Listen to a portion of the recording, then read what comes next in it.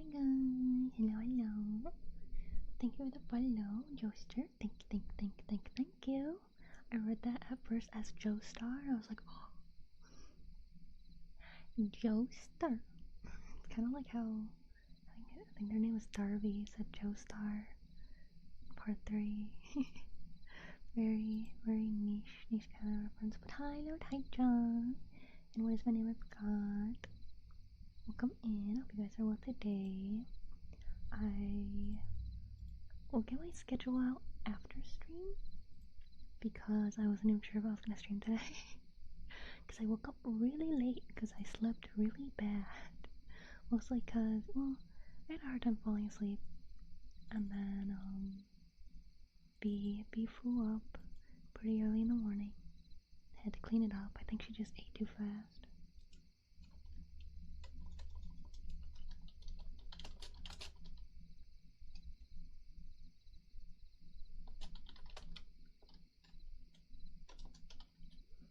Just doing a post on Twitter for being live. Hello, people. Hope you're well today. Okay. And pink. Did everything? I think so. Sometimes, yeah. I feel like that's just a thing like all animals do now and then. Because I'm pretty sure my dog, many years ago when I had a dog, I think that happened. That happened as well. Wait a second. That makes sense. Because I was looking at my Twitter and it was like, get verified for $1. I'm like, I'm pretty sure it's not just $1 for that. I remember it being more than that. Okay, so really quick. Oopsies, I've been forgetting to do this part. Videos. Oh well, I'll do that after. Gonna put a thumbnail on YouTube.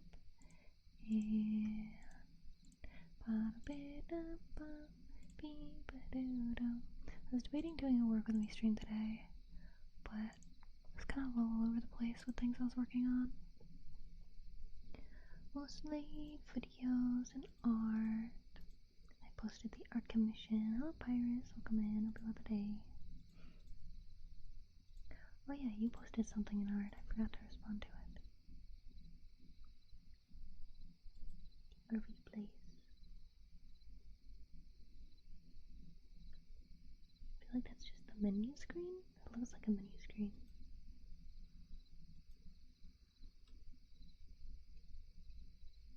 Is there episodes? I don't know it. I don't know it very well. There we go.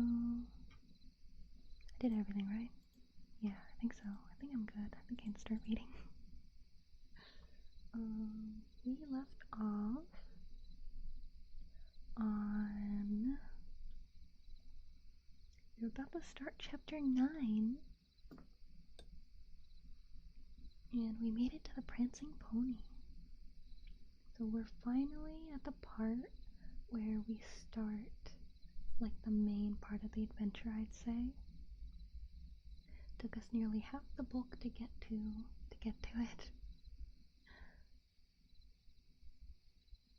Trying to think if there's anything else. Oh yeah, reminder, those who weren't here, but donathon before. Donathon is to help with vet bills. The rewards for it are over there.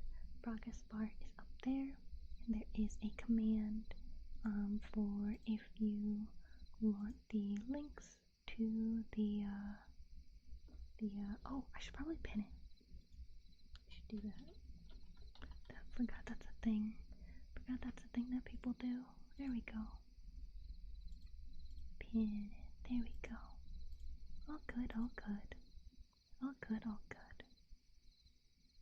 Okay, now I'll start reading. Chapter 9. Oh, hi Martin, welcome to the day. Just starting.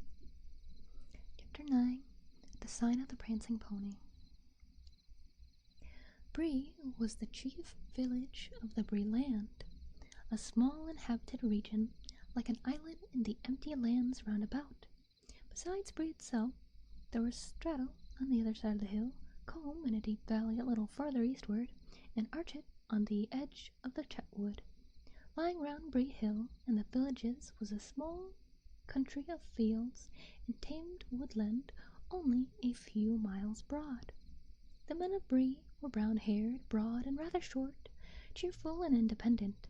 They belonged to nobody but themselves, but they were more friendly and familiar with hobbits, dwarves, elves, and other inhabitants of the world about them than was or is usual with big people. According to their own tales, they were the original inhabitants and were the descendants of the first men that ever wandered into the west of the Middle World.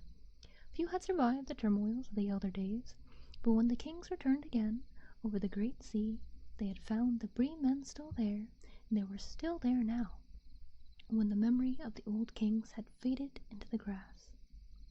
In those days no other men had settled dwellings so far west, or within 100 leagues of the Shire, but in the wild lands beyond Bree there were mysterious wanderers. The Bree folk called them rangers, and knew nothing of their origin. They were taller and darker than the men of Bree, and were believed to have strange powers of sight and hearing, and to understand the language of beasts and birds. They roamed at will southwards and eastwards even as far as the Misty Mountains, but they were now few and rarely seen. When they appeared, they brought news from afar, and told strange forgotten tales, which were eagerly listened to, but the Bree folk did not make friends of them. There were also many families of hobbits in the Bree land, and they claimed to be the oldest settlement of hobbits in the world, one that was founded long before even the Brandywine was crossed and the Shire colonized. They lived mostly in Saddle, though there were some in Bree itself, especially on the higher slopes of the hill, above the houses of men.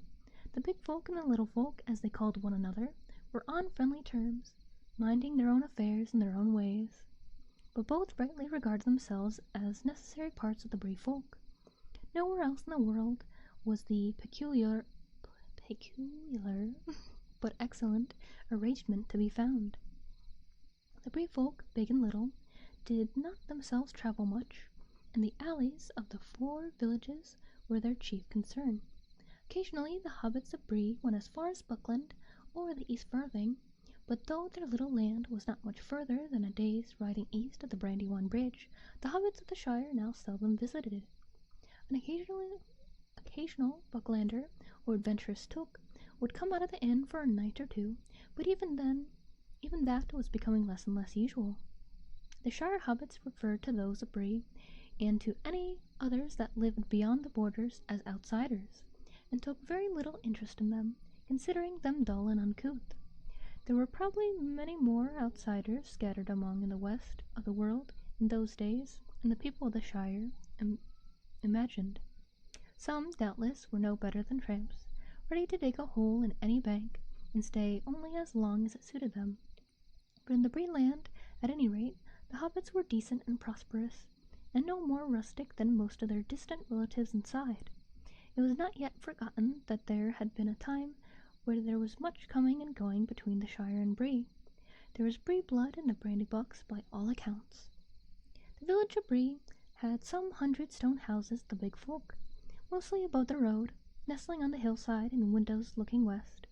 On that side, running in more than half a circle from the hill and back to it, there was a deep dike with a thick hedge on the inner side. Over this the road crossed by a causeway, but where it pierced the hedge, it was barred by a great gate. There was another gate in the southern corner, where the road ran out of the village. The gates were closed at nightfall, but just inside them were small lodges for the gatekeepers. Down on the road, where it swept to the right, to go around the foot of the hill, there was a large inn. It had been built long ago, when the traffic of the roads had been far greater. For Bree stood at the old meeting of ways. Another ancient road crossed the east road just outside the dike or the western edge of the village, and in former days men and older folk of various sorts had travelled much to it. Strange as news from Bree was still a saying in these farthing, descending from those days when news from north, south, and east could be heard in the inn, and when the Shire hobbits used to go more often to hear it. For the northern lands had long been desolate, and the north road was now seldom used. It was grass-grown, and the Bree folk called it the Greenway. The inn of Bree was still there, however, and the innkeeper was an important person. His house was a meeting place for the idle, talkative, and inquisitive among the inhabitants, large and small, of the 4 villages, and a resort to rangers and other wanderers, and for such travellers, mostly dwarves, as still journeyed on their east road to and from the mountains. It was dark, and white stars were shining, when Frodo and his companions came at last to the Greenway crossing and drew near the village. They came to the west gate and found it shut, but at the door of the lodge beyond it there was a man sitting. He jumped up and fetched a lantern and looked over the gate at them in surprise. "What do you want, and where do you come from?" he asked gruffly. "We're making for the inn here," answered Frodo. "We are journeying east, and cannot go further tonight." "Hobbits! 4 hobbits, and what's more, out of the Shire by their talk," said the gatekeeper, softly as if speaking to himself. He stared at them darkly for a moment, and then slowly opened the gate and let them ride through. "We don't often see shire folk riding on the road at night," he went on, and they halted a moment by his door. "You'll pardon my wondering what business takes you east of Bree. What may your names be, might I ask?" "Our names and our business are our own, and this door does not seem a good place to discuss them," said Frodo, not liking the look of the man or the tone of his voice. "Your business is your own, no doubt," said the man, "but it's my business to ask questions after nightfall." "We are hobbits from Buckland, and we have a fancy to travel and to stay at the inn here," put in Mary. "I am Mr. Brandybuck. Is that enough for you? The Bree folk used to be fair spoken to travellers, or so I had heard." All right, said the man. "I meant no offence, but you'll find maybe that more folk than old Harry at the gate will be asking you questions. There's queer folk about. If you go on to the pony, you'll find you're not the only guests." He wished them good night, and they said no more, but Frodo could see in the lantern light that the man was still eyeing them curiously. He was glad to hear the gate clang to behind him as they rode forward. He wondered why the man was so suspicious, and whether any one had been asking for news of a party of hobbits. Could it have been Gandalf? He might have arrived while they were delayed in the forest and the downs, but there was something in the look and the voice of the gatekeeper that made him uneasy. The man stared after the hobbits for a moment, and then he went back to his house. As soon as his back was turned, a dark figure climbed quickly in over the gate and melted into the shadows of the village street. The hobbits rode on up a gentle slope, passing a few detached houses, and drew up inside the inn. The houses were large and strange to them. Sam stared at the inn, with its 3 stories and many windows, and felt his heart sink. He had imagined himself meeting giants taller than trees, and other creatures even more terrifying some time or other in the course of his journey, but at the moment he was finding his first sight of men in their tall houses quite enough, indeed too much for the dark end of a tiring day. Pictured black horses standing all saddled in the shadows of the inn-yard, and black riders peering out of the dark upper windows. "We surely aren't going to stay here for the night, are we, sir?" he exclaimed. "If there are hobbit folk in these parts, why don't we look for some that would be willing to take us in? It would be more home-like." "What's wrong with the inn?" said Frodo. "Tom Bombadil recommended it. I expect it's home-like enough inside." Even from the outside, the inn looked a pleasant house to familiar eyes. It had a front on the road and 2 wings running back on land, partly cut of the lower slopes of the hill, so that at the rear and second-floor windows were level with the ground. There was a wide arch leading to a courtyard between the 2 wings, and on the left under the arch there was a large doorway reached by a few broad steps.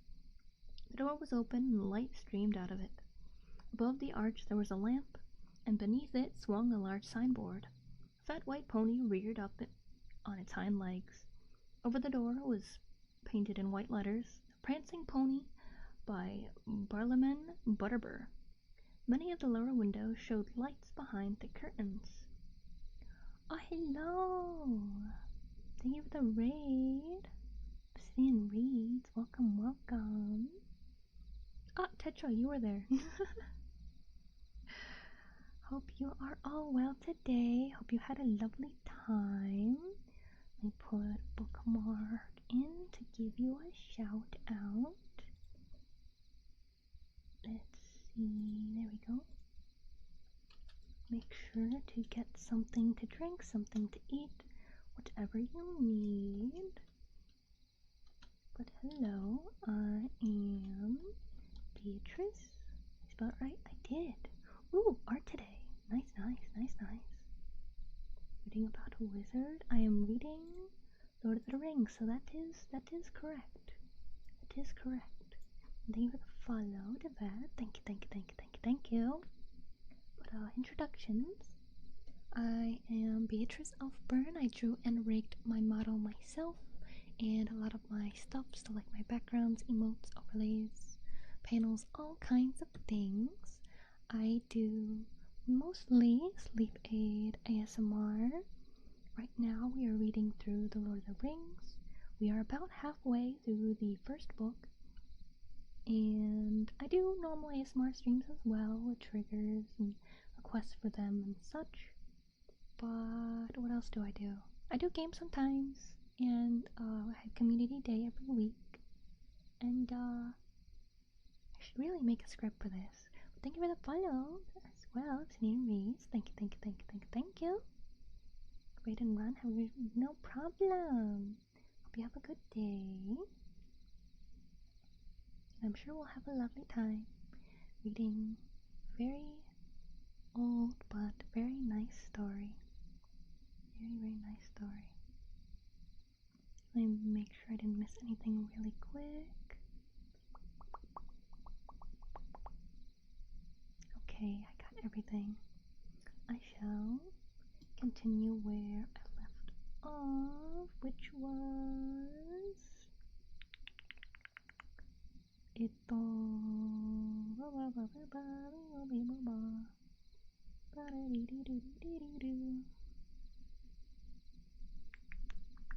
I think it was here. As they hesitated outside in the gloom, someone began singing a merry song inside, and many cheerful voices joined loudly in the chorus. They listened to this encouraging sound for a moment, and then got off their ponies. The song ended, there was a burst of laughter and clapping. Thank you, Lakaiza. They led their ponies under the arch, and leaving them standing in the yard, they climbed up the steps.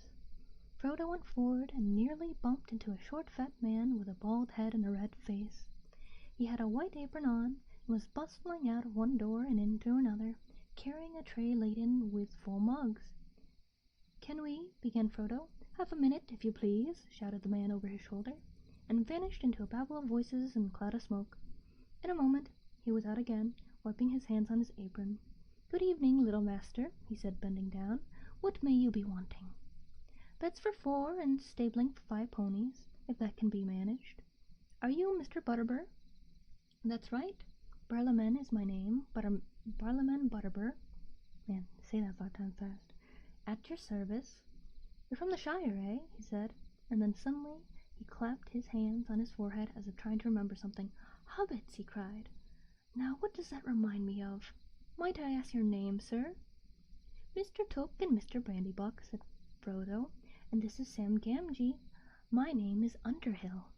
"There now," said Butterbur, snapping his fingers, "it's gone again, but it'll come back when I have time to think. I'm run off my feet, but I'll see what I can do for you. We don't often get a party out of the Shire nowadays, and I should be sorry not to make you welcome. But there is such a crowd already in the house tonight, as there hasn't been for long enough.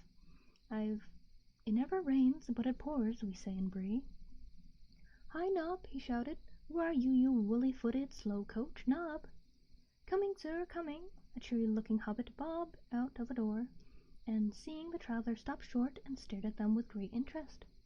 "Where's Bob?" asked the landlord. "You don't know?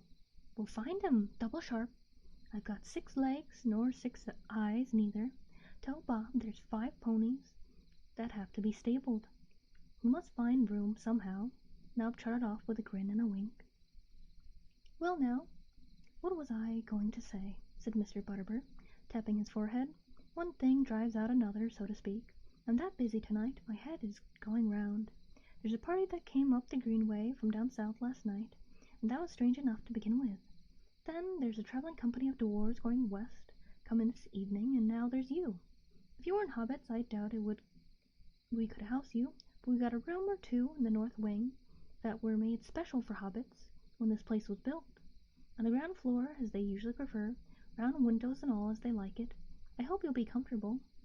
You'll be wanting supper, I don't doubt, as soon as may be. This way now." He led them a short way down a passage and opened a door. "Here is a nice little parlour," he said. "I hope it will suit. Excuse me now, I'm that busy.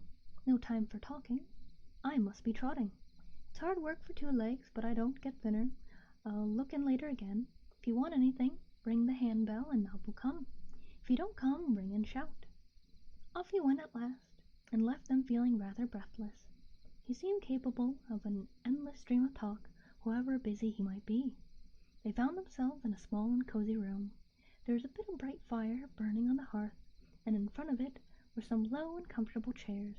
There was a round table already spread with a white cloth, and on it was a large hand bell. But Nob the hobbit servant came bustling in long before they thought of ringing. He brought candles and a tray full of plates. "We will be wanting anything to drink, masters?" he asked. "And shall I show you the bedrooms while your supper is got ready?" They were washed in the middle of good deep mugs of beer when Mr. Butterbur and Nob came in again, and twinkling the table was laid. There was hot soup, cold meats, a blackberry tart, 2 loaves, slabs of butter, and half a ripe cheese, good plain food as good as the Shire already show, and homelike enough to dispel the last of Sam's misgivings, already much relieved by the excellence of the beer. The landlord hovered round for a little, and then prepared to leave them. "I don't know whether you would care to join the company when you have supped," he said, standing at the door. "Perhaps you would rather go to your beds. Still, the company would be very pleased to welcome you, if you had a mind. We don't get outsiders, travellers from the Shire, I should say, begging your pardon, often, and we like to hear a bit of news and any story or song you may have in mind. But as you please, ring the bell if you lack anything." So refreshed and encouraged did they feel at the end of their supper, about 3/4 of an hour's steady going, not hindered by unnecessary talk, that Frodo, Pippin, and Sam decided to join the company. Mary said it would be too stuffy. "I shall sit here quietly by the fire for a bit, and perhaps go out later for a sniff of the air. Mind your P's and Q's, and don't forget that you are supposed to be escaping in secret, and are still on the high road and not very far from the Shire." "All right," said Pippin. "Mind yourself. Don't get lost, and don't forget that it is safer indoors." The company was in the big common room of the inn. The gathering was large and mixed, as Frodo discovered when his eyes got used to the light. This came chiefly from a blazing log fire, for the 3 lamps hanging from the beams were dim and half veiled in smoke. Barliman Butterbur was standing near the fire, talking to a couple of dwarves and 1 or 2 strange-looking men. On the branches were various folk, men of Bree, a collection of local hobbits, sitting chatting together, a few more dwarves, and other vague figures difficult to make out away in the shadows and corners. As soon as the Shire hobbits entered, there was a chorus of welcome from the Breelanders. The strangers, especially those that had come up the greenway, stared at them curiously. The landlord introduced the newcomers to the Bree folk so quickly that, though they caught many names, they were seldom sure who the names belonged to. The men of Bree seemed all to have rather botanical and, to the Shire folk, rather odd names, like Rushlight, Goatleaf, Heathertoes, Appledore, Thistlewood, and Ferny, not to mention Butterbur.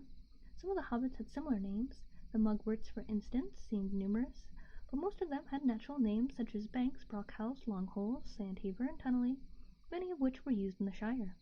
There were several Underhills from Straddle, and they could not imagine sharing a name without being related.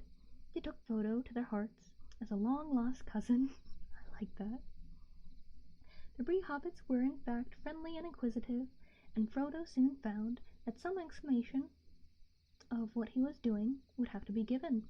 He gave out that he was interested in history and geography, at which there was much wagging of heads, although neither of these words were much used in Bree dialect.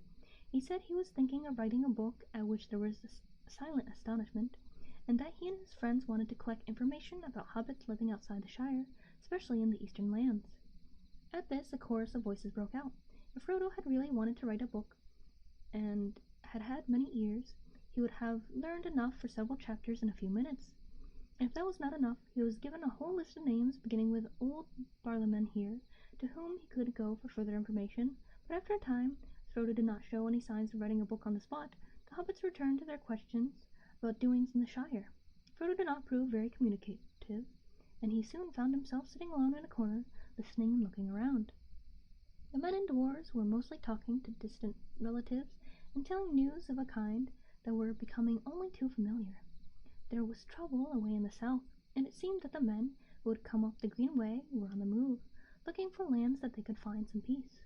The Bree folk were sympathetic, but plainly not ready to take a large number of strangers into their little land. One of the travelers, a squint-eyed, ill-favored fellow, was foretelling that more and more people would be coming north in the near future. If room isn't found for them, they'll find it for themselves. They've right to live, same as other folk, he said loudly. The local inhabitants did not look pleased at this prospect. The hobbits did not pay much attention to all this, and it did not at the moment seem to concern hobbits. Big folk could hardly beg for lodgings in hobbit holes. They were more interested in Sam and Pippin, who were now feeling quite at home and were chatting gaily about events in the Shire. Pippin roused a good deal of laughter, and with an account of the collapse of the roof of the town hall in Michael Delving, Will Wiltfoot, the mayor, the fattest hobbit in the West Farthing, and had buried his chalk and came out like a floured dumpling. But there were several questions asked that made Frodo a little uneasy. One of the Brelanders, who seemed to have been in the Shire several times, wanted to know where the Underhills lived and who they were related to. Suddenly Frodo noticed that a large-looking, weather-beaten man, sitting on the shadows near the wall, was also listening intently to the hobbit talk. He had a tall tankard in front of him, and was smoking a long stem pipe, curiously carved. His legs were stretched out before him, showing high boots of supple leather that fitted him well, but had seen much wear and were now caked with mud. A travel-stained cloak of heavy dark green cloth was drawn close about him, and in spite of the heat of the room, he wore a hood that overshadowed his face, but the gleam of his eyes could be seen as he watched the hobbits. "Who was that?" asked Frodo, but he got a chance to whisper to Mr. Butterbur, "I don't think you introduced him." "Him?" said the landlord in an answering whisper, cocking an eye without turning his head. "I don't rightly know. He is one of the wandering folk rangers, we call them. He seldom talks, but what he can tell, a rare tale when he has the mind. He disappears for a month or a year, but then he pops up again. He was in and out pretty often last spring, but I haven't seen him about lately. What his right name is I've never heard, but he's known round here as Strider. Goes about a great pace on his long shanks, though he doesn't tell anybody what cause he has to hurry. But there's no accounting for east and west, as we say in Bree, being the rangers and the Shire folk, begging your pardon. Funny you should ask about him." But at the moment Mr. Butterbur was called away by demand for more ale, and his last remark remained unexplained. Frodo found that Strider was now looking at him as if he had heard or guessed all that had been said. Presently, with a wave of his hand and a nod, he invited Frodo to come over and sit by him. As Frodo drew near, he threw back his hood, showing a shaggy head of dark hair, fleckled with gray, and in a pale, stern face, a pair of keen green eyes. "I am called Strider," he said in a low voice. "I am very pleased to meet you, Master Underhill, if old Butterbur got your name right." "He did," said Frodo stiffly. He felt far from comfortable under the stare of those keen eyes. "Well, Master Underhill," said Strider, "if I were you, I should stop your young friends from talking too much. Drink, fire, and chance meeting are pleasant enough, but, well, this isn't the Shire. There are queer folk about. Though I say it as shouldn't, you may think," he added with a wry smile, seeing Frodo's glance. "And there have been even stranger travelers through Bree lately," he went on, watching Frodo's face. Frodo returned his gaze, but said nothing, and Strider made no further sign. His attention seemed suddenly to be fixed on Pippin. To his alarm, Frodo became aware that the ridiculous young Took, encouraged by his success with the fat mayor of Michael Delving, was now actually giving a comic account of Bilbo's farewell party. He was already given an imitation of the speech, and was drawing near the astonishing disappearance. Frodo was annoyed. It was a harmless enough tale for most of the local hobbits, no doubt, just a funny story about those funny people away beyond the river, but some, old Butterbur for instance, knew a thing or two and had probably heard rumors long ago about Bilbo's vanishing. It would bring the name of Baggins to their minds, especially if there had been inquiries in Bree after that name. Frodo fidgeted, wondering what to do.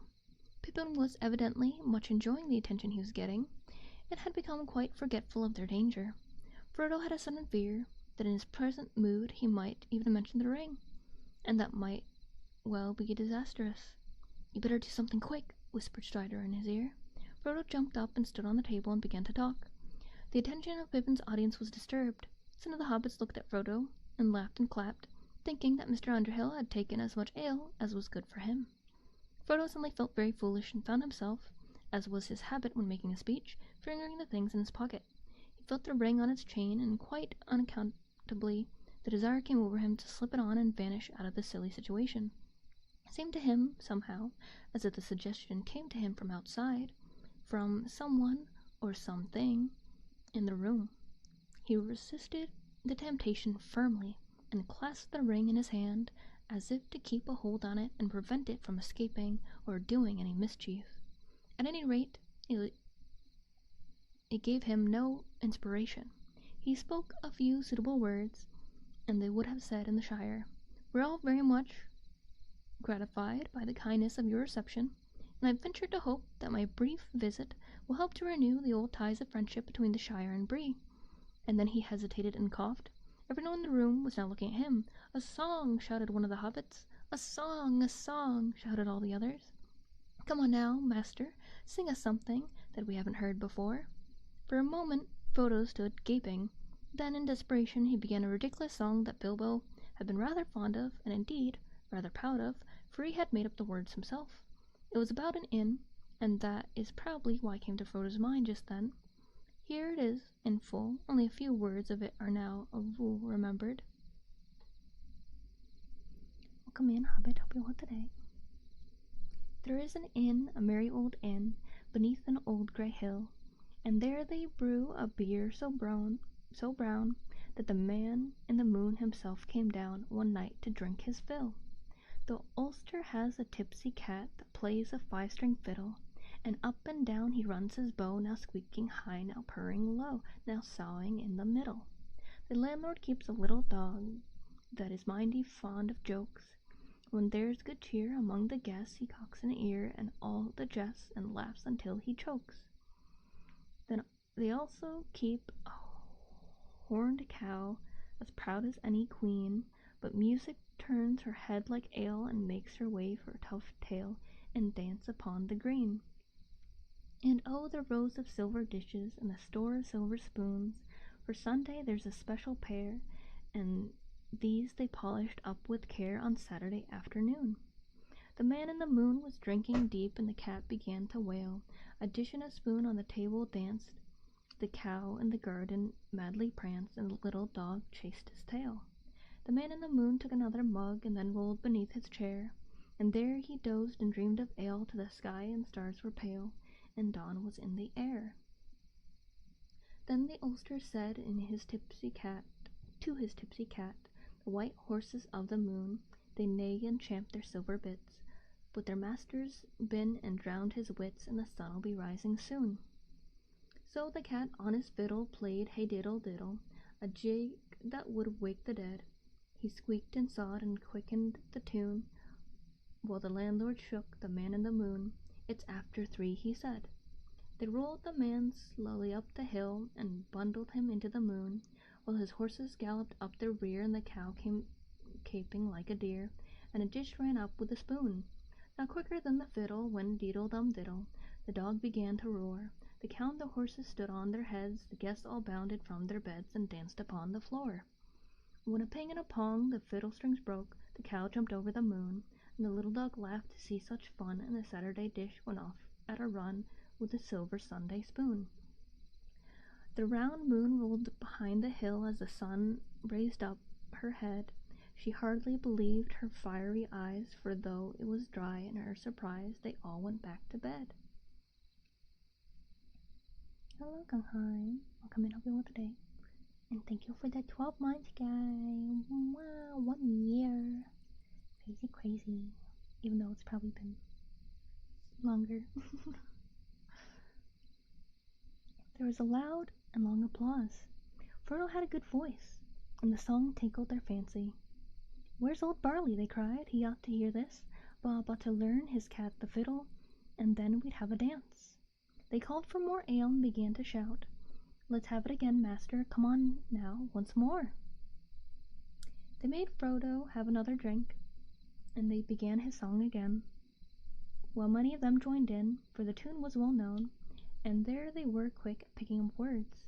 It was now Frodo's turn to feel pleased with himself. He capered about on the table, and when he came a second time to "The Cow Jumped Over the Moon," he leapt in the air, much too vigorously, for he came down bang into a tray full of mugs, and slipped and rolled off the table with a crash, clatter, and bump. The audience all opened their mouths wide for laughter, and stopped short in gaping silence, for the singer disappeared. He simply vanished as if he had gone slap through the floor without leaving a hole. The local hobbits stared in amazement, and then sprang to their feet and shouted for Barlowman. All the company drew away from Pippin and Sam, who found themselves left alone in a corner, and eyed darkly and doubtfully from a distance. It was plain that many people regarded them now as the companions of a traveling magician of unknown powers and purpose.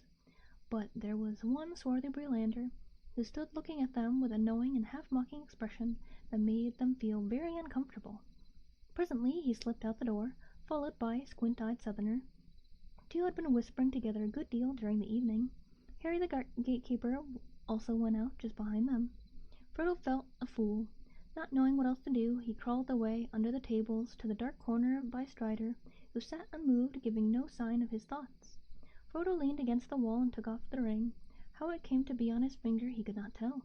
He could only suppose that he had been handling it in his pocket while he sang, and then somehow it had slipped on when he stuck out his head with a jerk to save his fall. For a moment he wondered if the ring itself had not played him a trick. Perhaps it had tried to reveal itself in response to some wish or command that was felt in the room. He did not like the looks of the men that had gone out. "Well," said Strider when he reappeared, "why'd you do that?" "Worse than anything your friends could have said. You have put your foot on it, or should I say your finger?" "I don't know what you mean," said Frodo, annoyed and alarmed. "Oh, yes you do," answered Strider. "But we had better wait until the uproar has died down. Then, if you please, Mr. Baggins, I should like a quiet word with you." "What about?" asked Frodo, ignoring the sudden use of his proper name. "A matter of some importance to us both," answered Strider, looking Frodo in the eye. "You may hear something to your advantage." "Very well," said Frodo, trying to appear unconcerned. "I'll talk to you later." "Hey, my doll. Thank you." Meanwhile, an argument was gone on by the fireplace. Mr. Butterbur had come trotting in, and he was now trying to listen to several conflicting accounts of the event at the same time. "I saw him, Mr. Butterbur," said a hobbit, "or leastways I didn't see him, if you take my meaning. He just vanished into thin air in a manner of speaking." "You don't say, Mr. Mugwort," said the landlord, looking puzzled. "Yes, I do," replied Mugwort, "and I mean what I say. What's more—" "There's some mistake somewhere," said Butterbur, shaking his head. "There was too much of that Mr. Underhill to go vanishing into thin air, or thick hair, as is more likely in this room." "Well, where is he now?" cried several voices. "How should I know? He's welcome to go where he will, so long as he pays in the morning. There's Mr. Took now. He's not vanished." "Well, I saw what I saw, and I saw what I didn't," said Mugwort obstinately. "And I say there's some mistake," repeated Butterbur, picking up the tray and gathering up the broken cookery. "Of course there's a mistake," said Frodo. "I haven't vanished. Here I am. I've just been having a few words with Strider in the corner." He came forward into the firelight, but most of the company backed away, even more perturbed than before. They were not in the least satisfied by his explanation that he had crawled away quickly under the tables after he had fallen. Most of the hobbits and the men of Bree went off then and there in a huff, having no fancy for further entertainment that evening. One or two gave Frodo a black look and departed muttering among themselves. The dwarves had the 2 or 3 strange men that still remained got up and said good night to the landlord, but not to Frodo and his friends. Before long, no one was left but Strider, who sat on, unnoticed, by the wall. Mr. Butterbur did not seem much put out. He reckoned, very probably, that his house would be full again on many future nights, until the present mystery had been thoroughly discussed. "Now, what have you been doing, Mr. Underhill?" he asked. "Frightening my customers and breaking up my crocks with your acrobatics?" "I'm very sorry to have caused any trouble," said Frodo. "It's quite unintentional, I assure you. A most unfortunate accident." "All right, Mr. Underhill, but if you're going to do any more rumbling or conjuring or whatever it was, you best warn folk beforehand and warn me. We're a bit suspicious round here of anything out of the way, uncanny if you understand me, and we don't take to it all of a sudden. I shan't be doing anything of the sort again, Mr. Butterbur, I promise you. And now I think I'll be getting to bed. We shall be making an early start. Will you see that our ponies are ready at 8 o'clock? Very good, but before you go, I should like a word with you in private, Mr. Underhill. Something has just came back to my mind, and I ought to tell you. I hope that you'll not take it amiss. When I've seen to a thing or two, I've come along to your room, if you're willing. Certainly, said Frodo, but his heart sank. He wondered how many private talks he would have before he got to bed, and what they would reveal. Were these people on leagues against him? He began to suspect even old Butterbur's fat face of concealing dark designs. Welcome. Oh, thank you for the stretch. I will do that. And that ends chapter 9. We'll start chapter 10. Try to take a sippy and a stretch.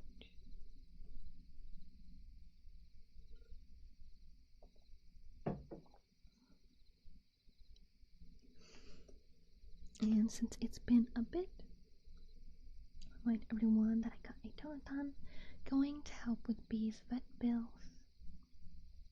Got the prizes for them down there, and we've hit the 3rd goal so far.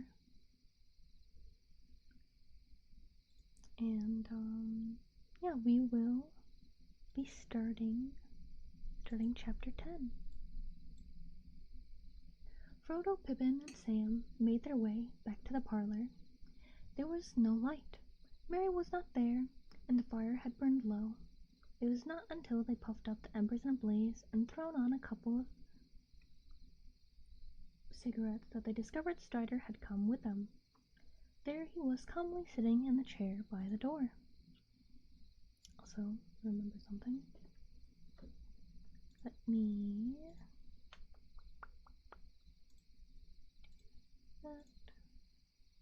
And that. And that. Make a quick note.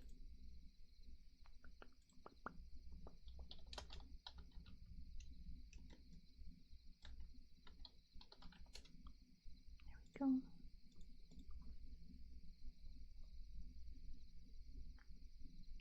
Hello, said Pippin. Who are you, and what do you want? I am called Strider, he answered, and though he may have forgotten it, your friend promised to have a quiet talk with me. You said I might hear something to my advantage, I believe, said Frodo. What have you to say? Several things, answered Strider, but of course, I have my price. What do you mean? Asked Frodo sharply. Don't be alarmed. I mean just this. I will tell you what I know, and give you some good advice, but I shall want a reward. And what will that be, pray? Said Frodo. He suspected now that he had fallen in with a rascal, and he thought unfavorably that he had brought only a little money with him. All of it would hardly satisfy a rogue, and he could not spare any of it. No more than you can afford, answered Strider with a slow smile, as if he guessed Frodo's thoughts. Just this, you must take me along with you until I wish to leave you. Oh, indeed, replied Frodo, surprised, but not much relieved. Even if I want another companion, I should not agree to any such thing until I know a good deal more about you and your business. Excellent, exclaimed Strider, crossing his legs and sitting back comfortably. You seem to be coming to your senses again, and that is all to the good. You have been much too careless so far. Very well, I will tell you what I know, and leave the reward to you. You may be glad to grant it, when you have heard me. Go on, then, said Frodo. What do you know? Too many dark things, said Strider grimly.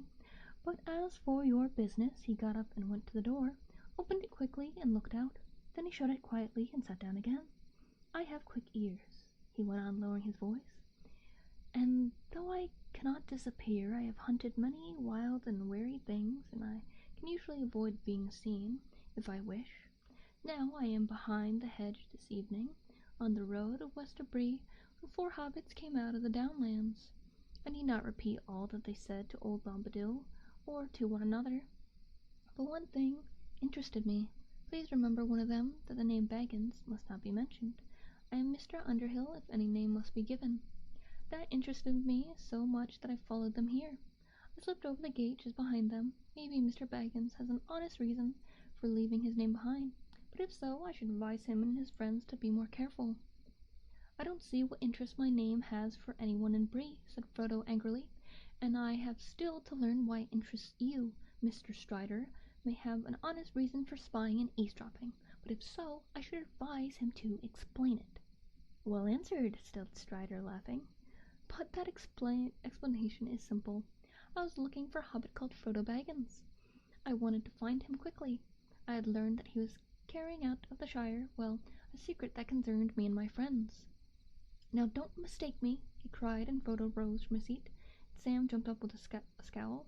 I shall take more care of this secret than you do, and care is needed. He leaned forward and looked at them. Watch every shadow, he said in a low voice. Black horsemen have passed through Bree. On Monday one came down the Greenway, they say, and another appeared later, coming up the Greenway from the south. There was a silence. At last Frodo spoke to Pippin and Sam.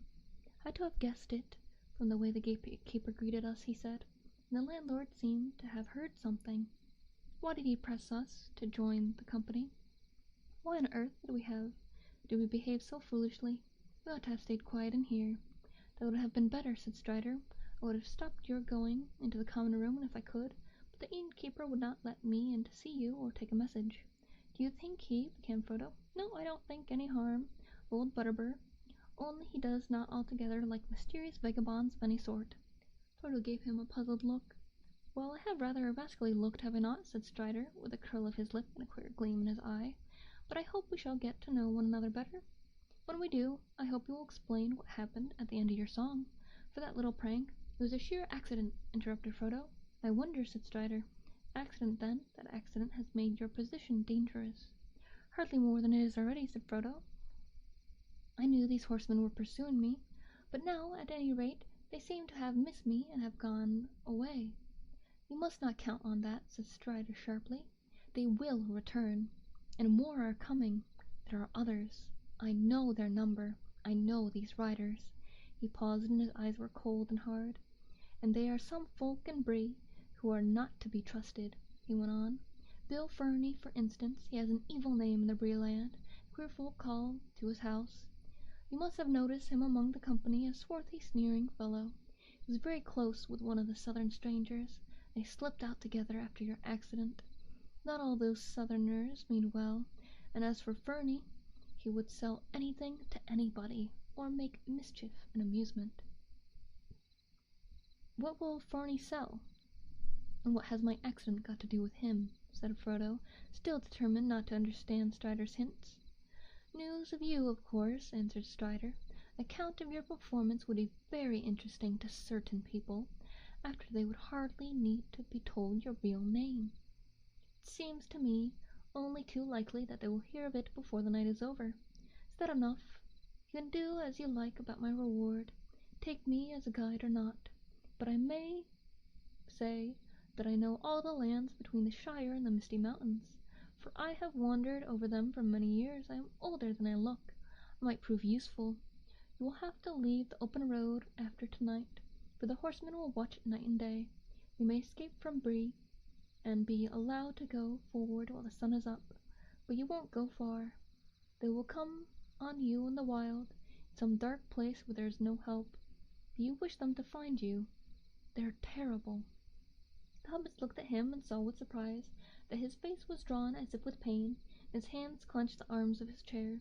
The room was very quiet and still, and the light seemed to have grown dim. For a while he sat with unseeing eyes, as if walking in distant memory, or listening to sounds in the night far away. "There!" he cried for a moment, drawing his hand across his brow. "Perhaps I know more than these pursuers than you do. You fear them, but you do not fear them enough yet. Tomorrow you will have to escape if you can. Strider can take you by paths that are seldom trodden.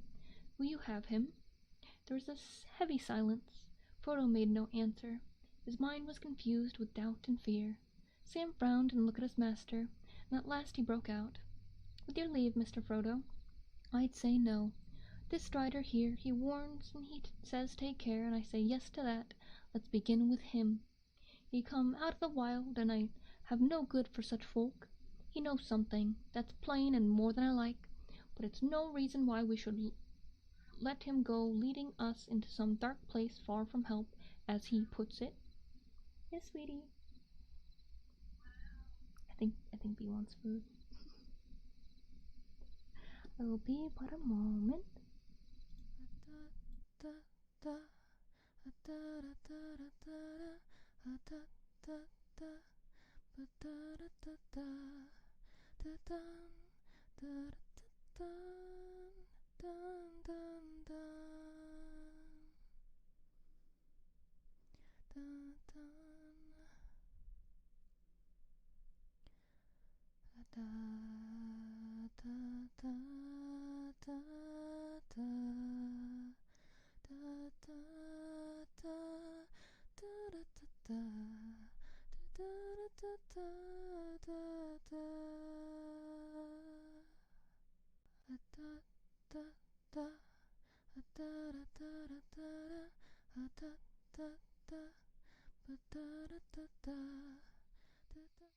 Okay, I'm back. Just got Bee some food.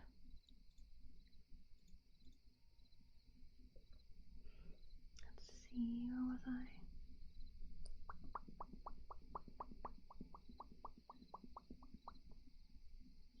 Pippin fidgeted and looked uncomfortable. Strider did not reply to Sam, but turned his keen eyes on Frodo. Frodo caught his glance and looked away. "No," he said slowly, "I don't agree. I think you are not really as you choose to look.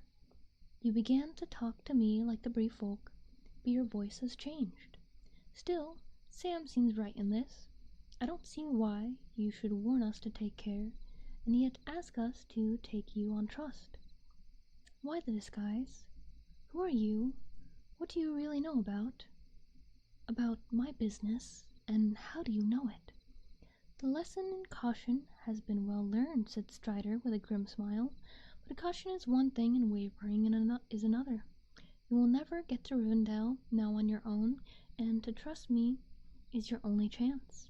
You must make up your mind. I will answer some of your questions, if that will help you to do so. But why should you believe my story if you do not trust me already? Still, here is—" At that moment there came a knock at the door. Mr. Butterbur had arrived with candles, and behind him was Nob with cans of hot water. Strider withdrew into a dark corner. "I've come to bid you good night," said the landlord, putting the candles on the table. "Nob, take the water to the rooms." He came in and shut the door. "It's like this," he began, hesitating and looking troubled. "If I've done any harm, I'm sorry indeed. But one thing drives out another, as you'll admit, and I'm a busy man. But first one thing and then another this week has jogged my memory, as the saying goes, and not too late, I hope. You see, I was asked to look out for hobbits of the Shire, and for one by the name of Baggins in particular." "And what has that got to do with me?" asked Frodo. "Ah, you know best," said the landlord knowingly. "I won't give you away, but I was told that this Baggins would be going by the name of Underhill. I was given a description that fits you well enough, if I may say so." "Indeed, let's have it then," said Frodo, unwisely interrupting. "A stout little fellow with red cheeks, said Mr. Butterbur solemnly. Pippin chuckled, but Sam looked indignant. "That won't help you much. It goes for most hobbits, Barley, he says to me, Count Butterburs, with a glance at Pippin.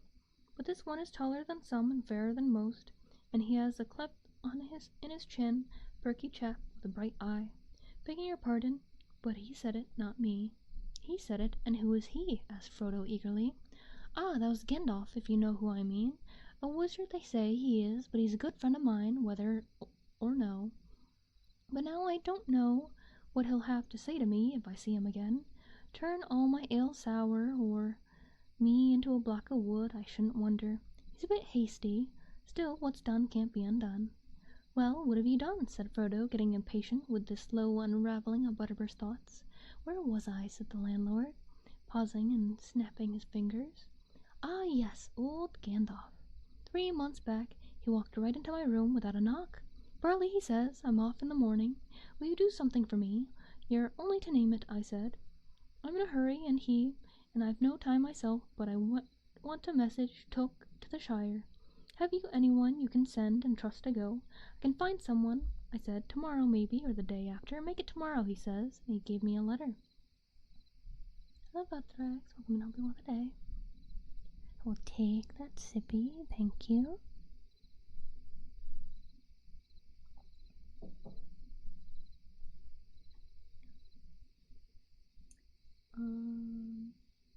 It's addressed plain enough, said Mr. Butterbur, producing a letter from his pocket, and reading out the address slowly and proudly. He valued his reputation as a lettered man. Mr. Frodo Baggins, Bag End, Hobbiton, in the Shire. A letter for me from Gandalf, cried Frodo. Ah, said Mr. Butterbur, then your right name is Baggins? It is, said Frodo. You had better give me that letter at once, and explain why you have never sent it. That's what you came to tell me, I suppose, though you've taken a long time to come to the point. Poor Mr. Butterbur looked troubled. You're right, master, he said, and I beg your pardon, and I'm mortal afraid of what Gandalf will say, if harm comes to it of it. But I didn't keep it back o' purpose. I put it by safe. Then I couldn't find nobody willing to go to the Shire next day, nor the day after, and none of my own folk were to spare, and then one thing after another drove it out of my mind. I'm a busy man. I'll do what I can to set matters right, and if there's any help I can give, you've only to name it. Leaving the letter aside, I promised Gandalf no less. Barley, he says to me, this friend of mine from the Shire, he may be coming on this way before long, him and another, who'll be calling himself Underhill, mind that, but you need ask no questions, and if I'm not with him, he may be in trouble, and he may need help. Do whatever you can for him, and I'll be grateful, he says. And here you are, and trouble's not far off, seemingly. What do you mean? Asked Frodo. These black men, said the landlord, lowering his voice, they're looking for Baggins, and if they mean well, then I'm a hobbit. It was on Monday, and all the dogs were yammering and the geese screaming. Uncanny, I called it. Yes, sweetie, you finished? Nob, he came and told me the two black men were at the door, asking for a hobbit called Baggins. Nob's hair was all stood on end. I bid the black fellows be off and slammed the door on them. But they've been asking the... Yes, sweetie. I thought she was gonna tear up some paper.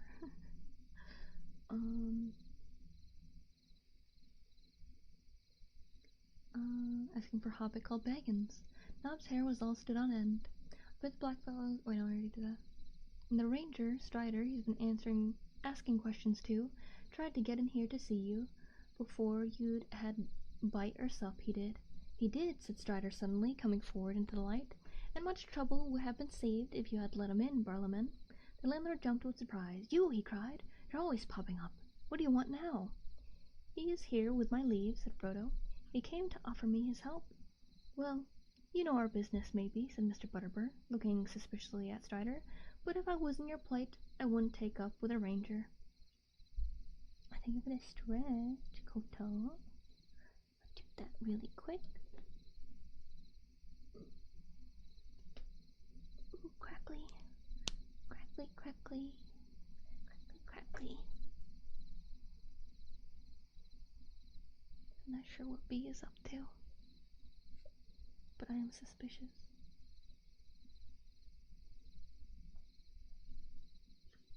Then who would you take up with? Asked Strider. Fat innkeeper who only remembers his own name because people shout it for him all day. They cannot stay in the pony forever, and they cannot go home. They have a long road before them. Will you go with them and keep the black men off? Me? Leave Bree? I wouldn't do that for any money, said Mr. Butterbur, looking really scared. But why can't you stay here quiet for a bit, Mr. Underhill? What are all these queer goings-on? What are these black men after, and where do they come from? I'd like to know. I'm sorry I can't explain it all, answered Frodo. I am tired and very worried, and it's a long tale.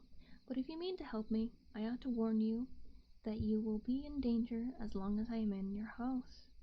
These black riders, I am sure, but I fear they come from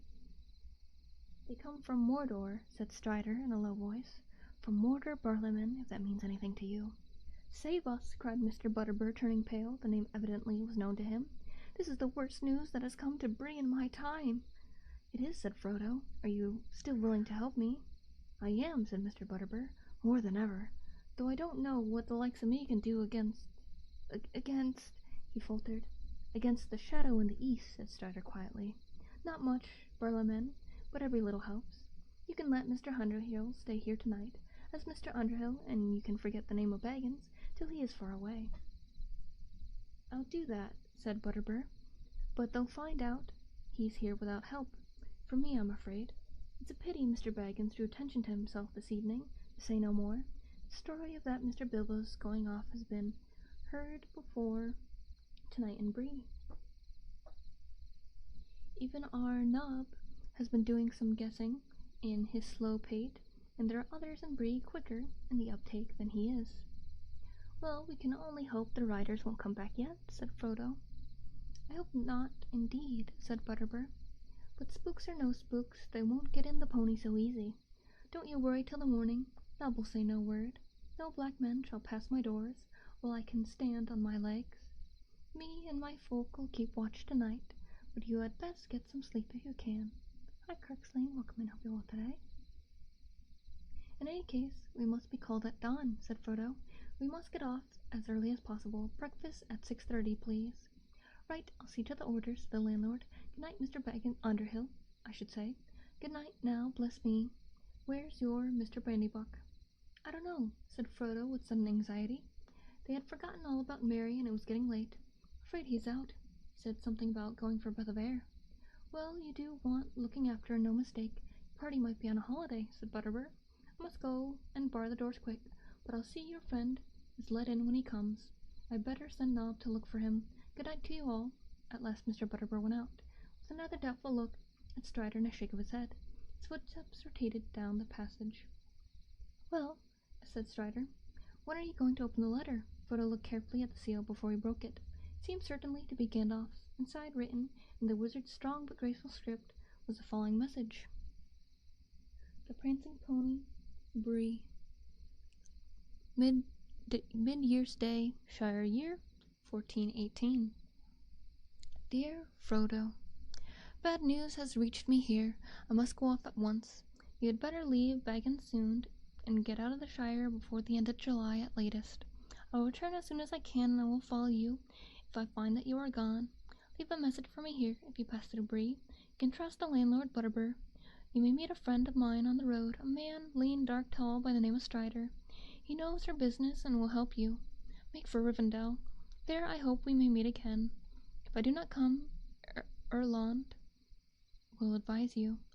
Yours in haste, Gandalf. P.S. Do not use it again for any reason whatever. Do not travel by night. P.P.S. Make sure that it is the real Strider. There are many strange men on the roads. His name is Aragorn. All that is gold does not glitter. Not all who wander are lost. The old that is strong does not wither. Deep roots are not reached by the frost. From the ashes a fire shall be woken. A light from the shadows shall spring. Renewed shall the blade that was broken. The crownless shall again be king. P.P.P.S. I hope Butterbur sends this promptly. A worthy man, but his memory is like a lumber room. Thing wanted, always buried. If he forgets, I shall roast him. Farewell. Frodo read the letter to himself, and then passed it to Pippin and Sam. Really, old Butterbur has made a mess of things, he said. He deserves roasting. If I had got this at once, we might have all been safe in Rivendell by now. But what could have happened to Gandalf? He writes as if he was going into great danger. He has been doing that for many years, said Strider. Frodo turned and looked at him thoughtfully, wondering about Gandalf's second postscript. Why didn't you tell me that you were Gandalf's friend at once, he said. It would have saved time. Would it? Would any of you have believed me till now, said Strider. I knew nothing of this letter. For all I knew, I had to persuade you to trust me without proofs, if I was to help you. In any case, I could not intend to tell you all about myself at once. I had to study you first, and make sure of you. The enemy has set traps for me before now. As soon as I had made up my mind, I was ready to tell you whatever you asked. But I must admit, he added with a queer laugh, that I hoped you would take to me for my own sake. Hunted man sometimes wearies of distrust and longs for friendship. But there, I believe my looks are against me. They are, at first sight at any rate, laughed Pippin, and suddenly a relief was reading Gandalf's letter. But handsome is as handsome does, as we say in the Shire, and I dare say we shall all look much the same after lying for days in hedges and ditches. It'll take more than a few days, or weeks or years, of wandered in the wild to make you look like Strider, he answered. And you would die first, unless you are made of sterner stuff than you look to be. Pippin subsided, but Sam was not daunted, and he still eyed Strider dubiously. How do we know you are the Strider that Gandalf speaks about? He demanded. You never mentioned Gandalf till this letter came out. You might be a play-acting spy, for all I can see, trying to get us to go with you. You might have done in the real Strider and took his clothes. What have you to say to that? That you are a stout fellow, answered Strider, but I'm afraid my only answer to you, Sam Gamgee, is this. If I had killed the real Strider, I could kill you, and I should have killed you already without so much talk. If I was after the ring, I could have it now. He stood up and seemed suddenly to grow taller. In his eyes gleamed a light, keen and commanding. Throwing back his cloak, he laid his hand on the hilt of his sword that had hung concealed by his side. They did not dare to move. Sam was wide-mouthed, staring at him dumbly. But I am the real Strider, fortunately, he said, looking down at him, with his face softened by a sudden smile. I am Aragorn, son of Arathorn, and if by life or death I can save you, I will. There was a long silence. At last Frodo spoke with hesitation. I believed that you were a friend before the letter came, he said, or at least I wished you to. You have frightened me several times tonight, but never in the way the servants of the enemy would, or so I imagine. I think one of his spies would well seem fairer and feel fouler, if you understand. I see you have, Strider. I look foul and feel fair, is that it? All that it is gold does not glitter. Not all those who wander are lost. Did the verses apply to you, then? Asked Frodo. I could not make out what they were about. But how did you know that they were in Gandalf's letter, if you have not seen it? I did not know, he answered, but I am Aragorn, and those verses go with that name. He drew out his sword, and they saw that the blade was indeed broken, a foot below the hilt. Not much use is it, Sam, said Strider, but the time is near, then it shall be forged anew. Sam said nothing. Well, said Strider, with Sam's permission, we will call that settled. Strider shall be your guide. We shall have a rough road tomorrow. Even if we are allowed to leave Bree unhindered, we can hardly hope now to leave it unnoticed. But I shall try to get lost as soon as possible. I know one or two ways out of Breenland, other than the main road. If once we shake off the pursuit, I shall make for Weatherstop. Weatherstop, said Sam, what's that? It is a hill just to the north of the road, and halfway from there to Rivendell. It commands a wide view all around, and there we shall have a chance to look about us. Gandalf will make for that point, if he follows us.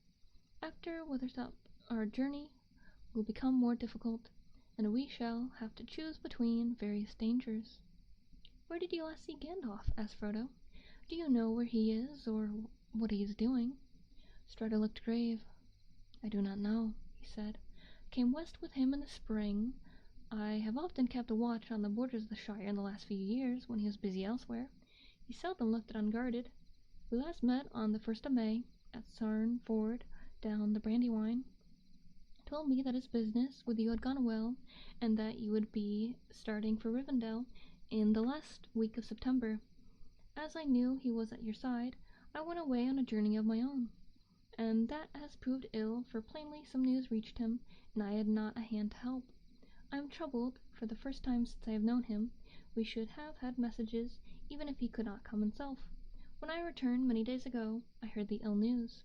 The tidings had gone far and wide, that Gandalf was missing, and the horsemen had been seen. It was the elven folk of Gildor that told me this, and later they told me that you had left your home, that there are no news of your leaving Buckland. I have been watching the East Road anxiously. Do you think the Black Riders have nothing to do with it? With Gandalf's absence, I mean, asked Frodo. I do not know of anything else that could have hindered them, except the enemy himself, said Strider. But do not give up hope. Gandalf is greater than you Shire folk know.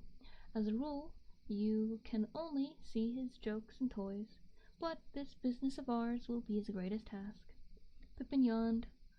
I am sorry, he said, but I am dead tired. In spite of all the danger and worry, I must go to bed, or sleep where I sit. Where is that silly fellow, Mary? I would be the last straw if we had to go out in the dark to look for him." At that moment they heard a door slam, then feet came running along the passage. Mary came in with a rush, followed by Nob. He shut the door hastily and leaned against it. He was out of breath. They stared at him in alarm for a moment, and he gasped, "I've seen them, Frodo! I've seen them! Black Riders!" "Black Riders!" cried Frodo. "Where?" "Here in the village. I stayed indoors for an hour. Then you did not come back. I went out for a stroll. I had come back again and was standing just outside the light of the lamp looking at the stars. Suddenly I shivered and felt that something horrible was creeping near. There was a sort of deeper shade among the shadows along the road, just beyond the edge of the lamplight. It slid away at once into the dark without a sound. There was no horse." "Which way did it go?" asked Strider, suddenly and sharply. Mary startled, noticing the stranger for the first time. "Go on," said Frodo. "This is the front of Gandalf's. I will explain later." "It seemed to make off for the road eastward," continued Mary. "I tried to follow. Of course it vanished almost at once, but I went round the corner and on as far as the last house on the road." Strider looked at Mary with wonder. "You have a stout heart," he said, "but it was foolish." "I don't know," said Mary. "Neither brave nor silly, I think. I could hardly help myself. I seemed to be drawn somehow. Anyway, I went, and suddenly I heard voices by the hedge. One was muttering and the other was whispering or hissing. I couldn't hear a word that was said. I did not creep any closer because I began to tremble all over. Then I felt terrified, and I turned back and was just going to bolt home when something came behind me, and I fell over." "I found him, sir," put in Nob. "Mr. Butterbur sent me out with a lantern. I went down to Westgate and then back up towards Southgate, just nigh Bill Ferney's house. I thought I could see something in the road. I couldn't swear to it, but it looked to me as if two men were stooping over something, lifting it. I gave a shout, but when I got up to the spot there were no signs of them, and only Mr. Brandybuck lying in the roadside. He seemed to be asleep. I thought I had fallen into deep water, he says to me, when I shook him. Very queer he was, and as soon as I had roused him, he got up and ran back here like a hare." "I'm afraid that's true," said Mary, "though I don't know what I said. It was an ugly dream, which I can't remember. I went to pieces. I don't know what came over me." "I do," said Strider. "The Black Breath. The riders must have left their horses outside and passed back through the south gate in secret.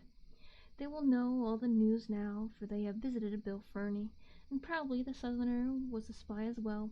Something may happen in the night, before we leave Bree." "What will happen?" said Mary. "Will they attack the inn?" "No, I think not," said Strider. "They are not all here yet. In any case, that is not their way. In dark and loneliness they are strongest. They will not openly attack a house where there are lights and many people, not until they are desperate, not while the long leads of Eredor still lie before us. But their power is in terror, and already some in Bree are in their clutch. They will drive these wretches to some evil work, Fernie and some of the strangers, and maybe the gatekeeper too. They had words with Harry at Westgate on Monday. I was watching them. He was white and shaking when they left him." "We seem to have enemies all around," said Frodo. "What are we to do?" "Stay here, and do not go to your room. They are sure to have found out which those are. The hobbit rooms have windows looking north and close to the ground. We will all remain together and bar this window and the door. But first Nob and I will fetch your luggage." When Strider is gone, Fairy gave Mary a rapid account of all that had happened since supper. Mary was still reading and pondering Gandalf's letter when Strider and Nob returned. "Well, master," said Nob, "I've ruffled up the clothes and put in a bolster down the middle of each bed. And I made a nice imitation of your head with a burl woolen mat, Mr. Bag Underhill, sir," he added with a grin. Pippin laughed. "Very lifelike," he said. "But what will happen when they have penetrated the disguise?" "We shall see," said Strider. "Let us hope to hold the fort till morning." "Good night to you," said Nob, and went off to take his part in the watch of the doors. Their bags and gear they piled on the parlor floor. They pushed a low chair against the door and shut the window. Peering out, Frodo saw that the night was still clear. The sickle was swinging bright above the shoulders of Bree Hill. He then closed and barred the heavy inside shutters and drew the curtains together. Strider built up the fire and blew out all the candles. The hobbits lay down on their blankets with their feet towards the hearth. Strider himself settled in the chair against the door. They talked for a little, for Mary still had several questions to ask. "Jumped over the moon," chuckled Mary as he rolled himself in his blanket. "Very ridiculous of you, Frodo, but I wish I had been there to see. The worthies of Bree will be discussing it 100 years hence." "I hope so," said Strider, and they all fell silent. One by one the hobbits dropped off to sleep. Now we shall move on to chapter 11, A Knife in the Dark. But I shall first have a sippy.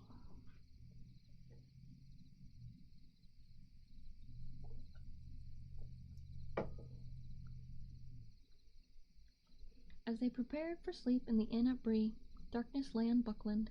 A mist strayed in the dells and along the river bank.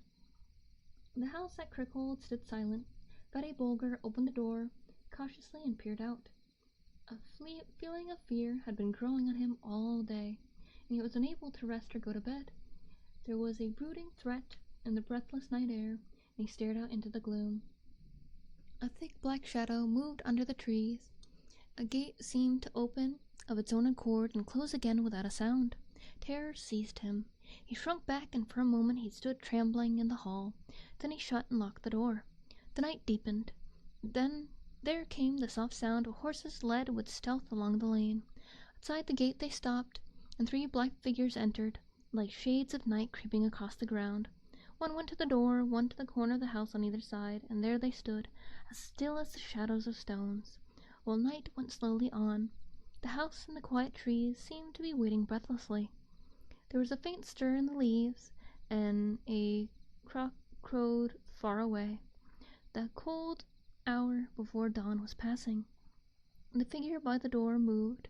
It was dark without moon or stars. A dawn blade gleamed, as if a chill light had been unsheathed. There was a blow, soft but heavy, and the door shuddered.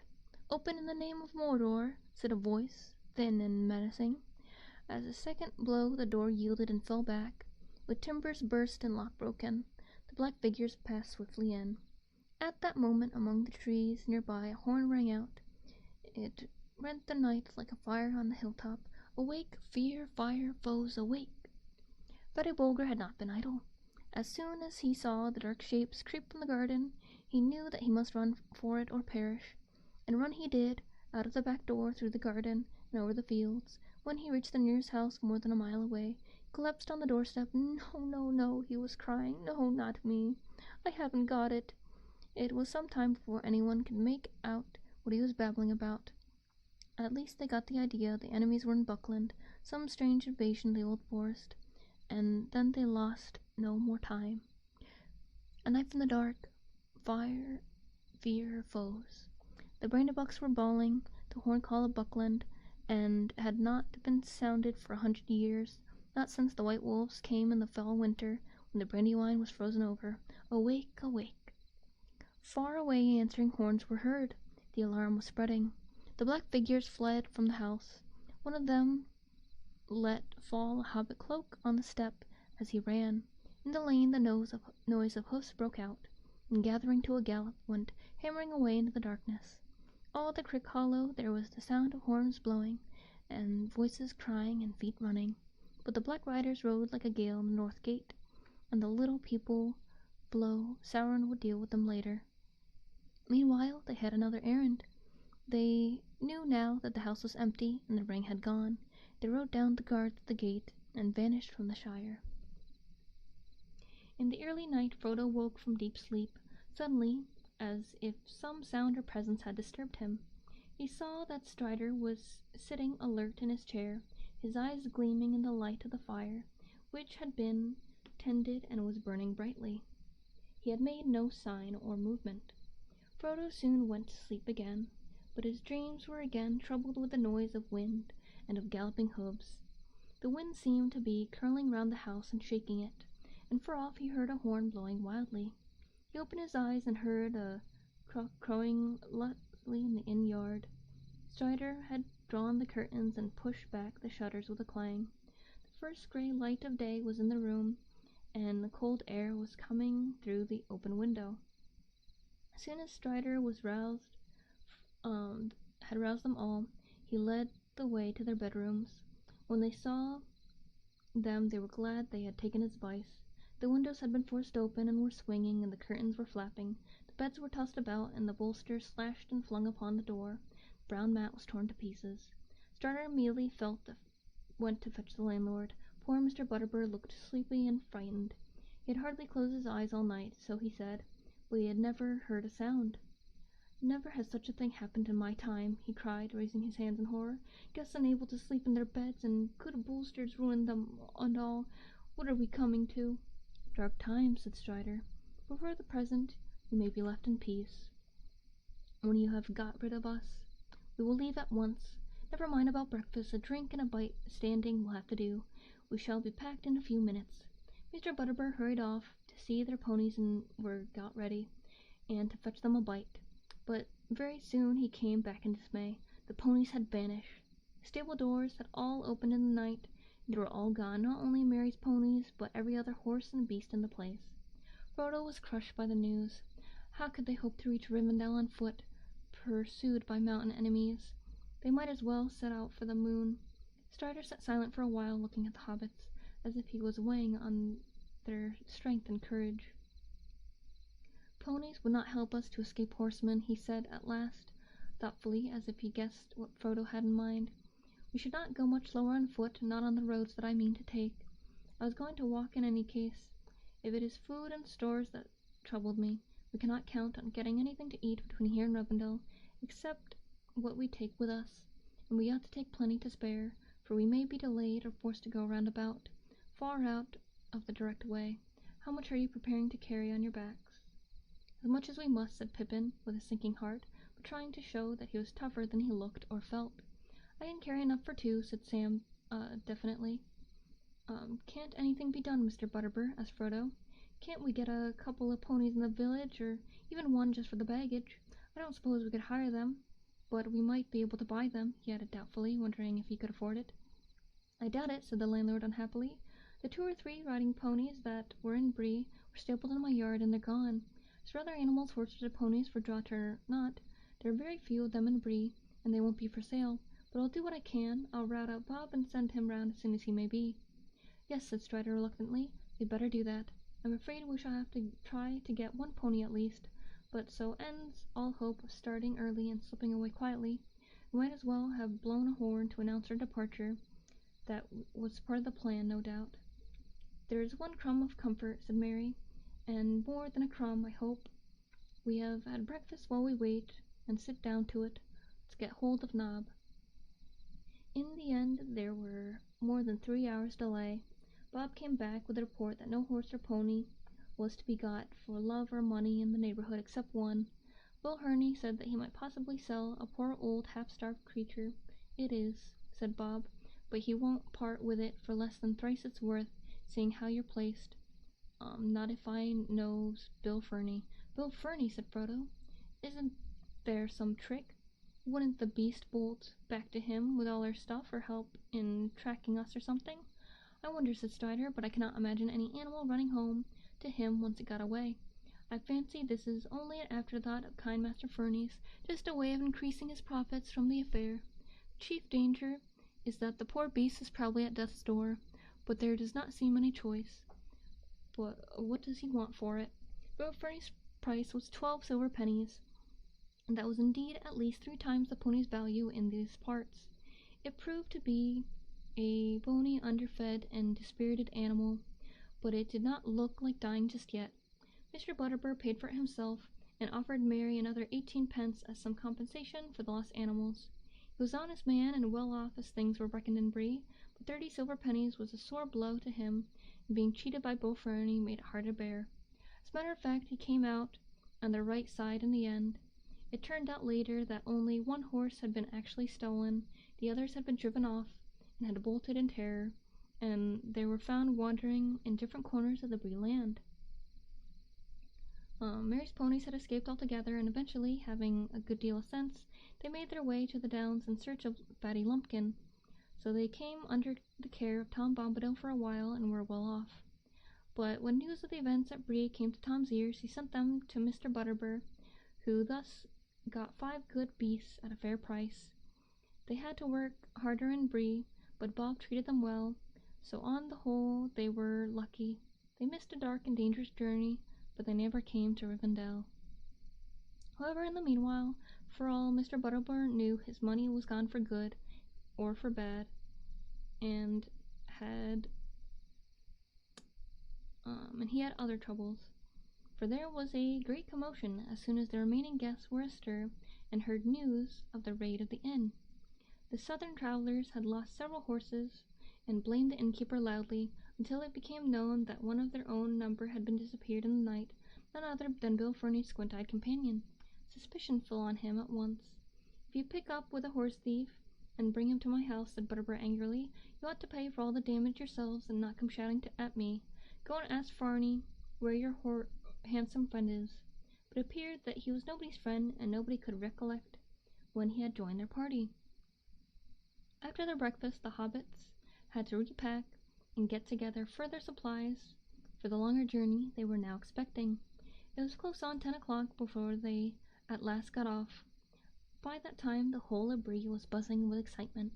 Frodo's vanishing trick, the appearance of the Black Horseman, the robbing of the stables, and not least the news that Strider the Ranger had joined the mysterious hobbits, made such a tale as would last for many uneventful years.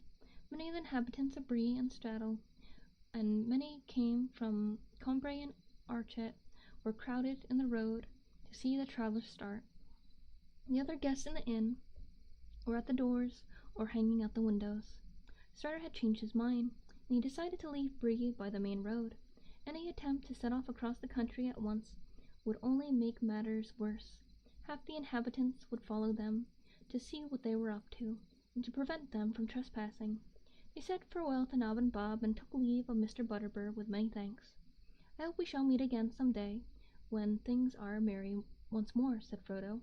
"I should like nothing better than to stay in your house in peace for a while." They tramped off, anxious and downhearted, under the eyes of the crowd. Not all the faces were friendly, nor all the words that were shouted, but Strider seemed to be held in awe by most of the Breelanders, and those that had stared at shut their mouths and drew away. He walked in front with Frodo, next came Merry and Pippin, and last came Sam, leading the pony, which was laden with as much baggage as they could have the heart to give it. But Artie, it looked less dejected, as if it approved of the change in its fortunes. Sam was chewing an apple thoughtfully. He had a pocket full of them, a parting present from Nob and Bob. "Apples for walking, and a pipe for sitting," he said, "and I reckon I'll miss them both before long." The hobbits took no notice of the inquisitive heads that peeped out of doors and popped over walls and fences as they passed, but as they drew near to the further gate, Frodo saw a dark, ill-kept house behind a thick hedge, the last house in the village. In one of the windows he caught a glimpse of a sallow face with sly, slanting eyes, as it vanished at once. "So that's where this southerner's hiding," he thought. "He looks more than half like a goblin." Over the hedge another man was staring boldly. He had heavy black brows and dark, scornful eyes. His large mouth curled in a sneer. He was smoking a short black pipe. As they approached, he took it out of his mouth and spat. "Morning, Longshanks," he said. "Off early? Found some friends at last?" Strider nodded, but did not answer. "Morning, my little friends," he said to the others. "I suppose you know who you've taken up with." "That's Stick-a-Knot Strider, that is, though I've heard other names not so pretty. Watch out tonight. And you, Sammy, don't go ill-treating my poor old pony. Pah!" He spat again. Sam turned quickly. "And you, Ferny," he said, "put your ugly face out of sight, or it will get hurt." With a sudden flick, quick as lightning, an apple left his hand and hit Bill square on the nose. He ducked too late, and curses came from behind the hedge. "Waste of a good apple," said Sam regretfully, and strode on. At last they left the village behind. The escort of children and stragglers that had followed them got tired and turned back at the south gate. Passing through, they kept on along the road for some miles, bent to the left, curving back into eastward line and around at the feet of Bree Hill, and then it began to run swiftly downwards into a wooded country. To their left he could see some of the houses and hobbit holes of Straddle on the gentler southern-eastern slopes of the hill, down in a deep hollow away north of the road, that were whiffs of rising smoke that showed where Combray lay. Archet was hidden in the trees beyond. After the road had run down some way, They had left Bree Hill standing tall and brown-pined. They came on a narrow track and led off towards the north. "This is where we leave the open and take to cover," said Strider. "Not a short cut, I hope," said Pippin. "What our last short cut through woods nearly ended in disaster." "Ah, but you should not got me with you then," laughed Strider. "My cut short or long don't go wrong." He took a look up the road. No one is in sight, and he led the way quickly down towards the wooded valley. His plan, as far as they could understand it without knowing the country, was to go towards Archet at first, but to bear right and pass it on the east, and then to steer as straight as they could over the wild lands to Weathertop Hill. In that way they would, if all went well, cut off a great loop of the road, which further on bent southwards to avoid Midgewater marshes. But of course they would have to pass through the marshes themselves, and Strider's description of them was not encouraging. However, in the meanwhile, walking was not unpleasant. Indeed, if it had not been for the disturbing events of the night before, they would have enjoyed this part of the journey better than any up to that time. The sun was shining clear but not too hot. The woods in the valley were still leafy and full of color, and seemed peaceful and wholesome. Strider guided them competently among the many crossing paths. Although left to themselves, they would soon have been at a loss. He was taking a wandering coast with many turns and doublings to put off any pursuit. "Bill Farney will have watched where we left the road for certain," he said, "though I don't think he will follow us himself. He knows the land round here well enough, but he knows he is not a match for me in a wood. It is what he may tell others that I am afraid of. I don't suppose they are far away. If they think we have made for Archer, so much the better." Whether because of Strider's skill or for some other reason, they saw no sign and heard no sound of any other living thing all that day.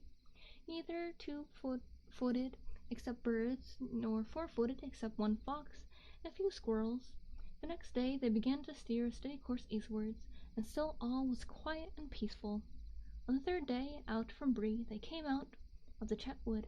The land had been falling steadily ever since they turned aside from the road, and they now entered a wide flat expanse of country, much more difficult to manage. They were far beyond the borders of Breeland, out in the pathless wilderness, and drawing near to the Midgewater marshes. The ground now became damp, and in places boggy, and here and there they came upon pools and wide stretches of reeds and rushes filled with the warbling of little hidden birds. They had to pick their way carefully to keep both dry-footed and on their proper course. At first they made for progress, but as they went on, the passage became slower and more dangerous. The marshes were bewildering and treacherous, and there was no permanent trail even for rangers to find through their shifting quagmires. Flies began to torment them, and the air was full of clouds of tiny midges and crept up their sleeves and breeches and into their hair. "I am being eaten alive!" cried Pippin. "Midgewater! There is more midges than water." "What do they live on when they can't get hobbits?" asked Sam, scratching his neck. They spent a miserable day in this lonely and unpleasant country. Their camping place was damp, cold, and uncomfortable, and the biting insects would not let them sleep. There was also abominable creatures haunting the reeds and tussocks that, the sound of them, were evil relatives of the cricket. There were thousands of them, and they squeaked all around, neek breek breek neek, unceasingly all the night, until the hobbits were nearly frantic. The next day, the 4th, was little better, and the night almost as comfortless. Though the Knickerbrickers, as Sam called them, had been left behind, the midges still pursued them. As Frodo lay, tired but unable to close his eye, it seemed to him that far away there came a light in the eastern sky. It flashed and faded away at times. It was not the dawn, for that was still some hours off. "What is that light?" he said to Strider, who had risen and was standing gazing ahead into the night. "I do not know," Strider answered. "It is too distant to make out. It is like lighting the leaps up from the hilltops." Frodo lay down again, and for a long while he could still see the white flashes, and against them the tall, dark figure of Strider, standing silent and watchful. At last he passed into uneasy sleep. They had not gone far on the 5th day when they left the last straggling pools and reed beds of the marshes behind them. The land before them began steadily to rise again. Away in the distance eastward they could now see a line of hills. The highest of them was at the right of the line, and a little separated from the others. It had a conical top, slightly flattened at the summit. "This is Weathertop," said Strider. "The old road which we have left far away on our right runs to the south of it and pauses not far from its foot. We might reach it by noon tomorrow. If we go straight towards it, I suppose we might had better do so." "What do you mean?" asked Frodo. "I mean, when we do get there, it is not certain what we shall find. It is close to the road. But surely we were hoping to find Gandalf there." "Yes, but the hope is faint. If he comes this way at all, he may not pass through Bree, and so he may not know what we are doing. And anyway, unless by luck we arrive almost together, we shall miss one another. It will not be safe for him or for us to wait that long. If the riders fail to find us in the wilderness, they are likely to make for Weathertop themselves. It commands a wide view all around. Indeed, there are many birds and beasts in this country that could see us, as we stand here from that hilltop. Not all birds are to be trusted, but there are other spies more evil than they are." The hobbits looked anxiously at the distant hills. Sam looked up into the pale sky, fearing to see hawks or eagles hovering over them with bright, unfriendly eyes. "You do make me feel uncomfortable and lonesome, Strider," he said. "What do you advise us to do?" asked Frodo. "I think," answered Strider slowly, as if he was not quite sure, "I think the best thing to do is go straight eastwards from here as we can, to make for the line of hills, not for Weatherstop. There we can strike a path I know that runs at their feet. It will bring us to Weathertop from the north and less openly. Then we shall see what we shall see." All that day they plodded along until the cold and early evening came down. The land became drier and more barren, but mists and vapors lay behind them all the marshes. A few melancholy birds were piping and wailing until the round red sun sank slowly into the western shadows. Then an empty silence fell. The hobbits thought of the soft light of sunset glancing through the cheerful windows of Bag End far away. At the day's end they came to a stream and wandered down from the hills to lose itself in the stagnant marshland, and they went up along its banks while the light lasted. It was already night when at last they halted and made their camp under some stunted alder trees by the shores of the stream. Ahead they loomed now against the dusky sky and bleak the treeless backs of the hills. That night they sat a watch, and Strider, it seemed, did not sleep at all. The moon was waxing, and in the early night hours a cold grey light lay on the land. Next morning they set out again after the sunrise. There was a frost in the air, and the sky was a pale, clear blue. The hobbits felt refreshed, as if they had had a night of unbroken sleep. Already they had been getting used to much walking on short commons, shorter at any rate than wood in the Shire. They would have thought barely enough to keep them on their legs. Pippin declared that Frodo was looking twice the hobbit he had been. "Very odd," said Frodo, tightening his belt, "considering that there is actually a good deal less of me. I'm hoping the thinning process will not go on indefinitely, or I shall become a wraith." "Do not speak of such things," said Strider quickly, and with surprising earnestness. The hills drew nearer. They made an undulating ridge, often rising almost to 1,000 feet, and here and there falling again to low clefts or passes leading into eastern land beyond. Along the crest of the ridge the hobbits could see what looked to be the remains of green-grown walls and dikes, and in the clefts there still stood the ruins of old works of stone.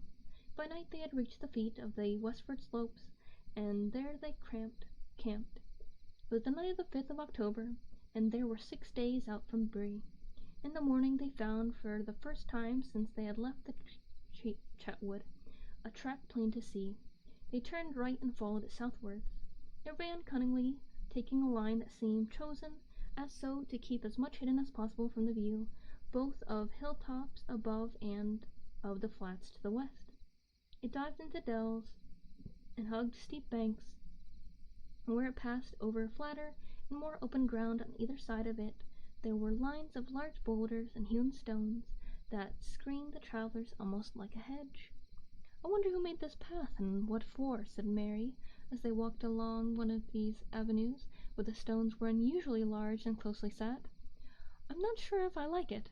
It has rather a Borrow-weedish look.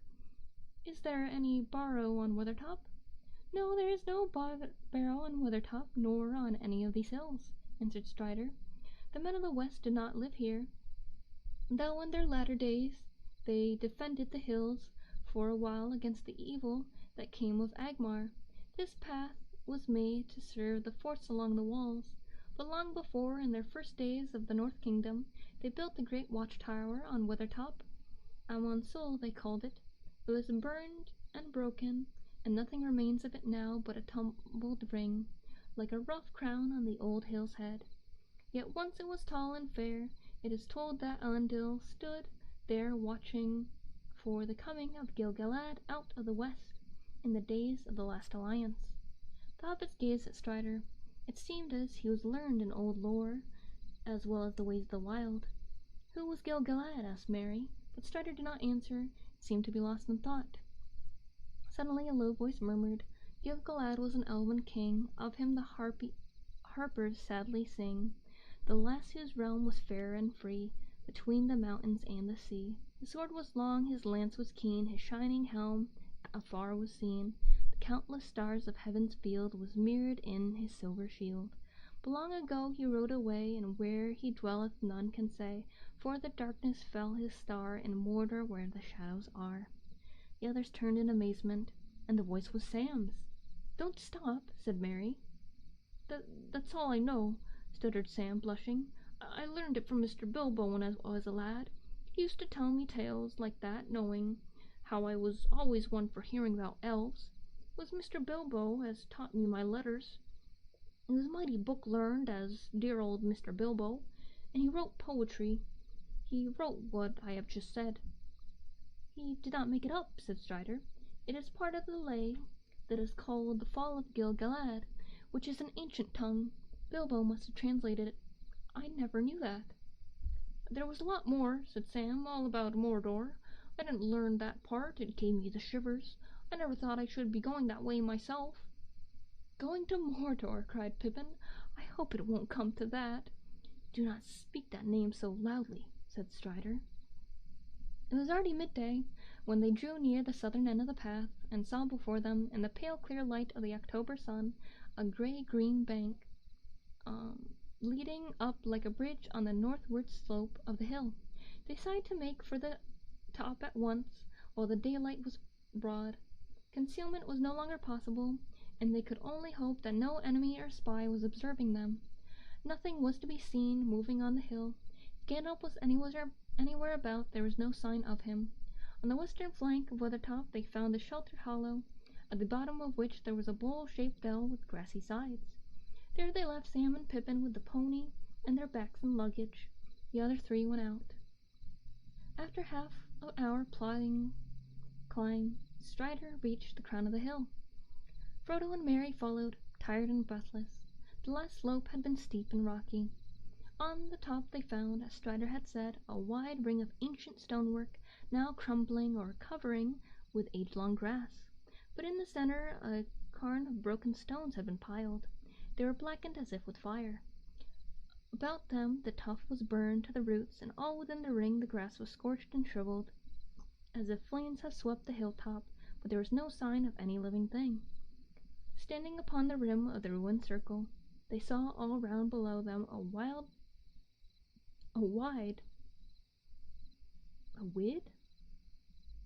prospect, for the most part of lands empty and featureless, except for patches of woodland away to the south, beyond which they caught here and there the glint of distant water.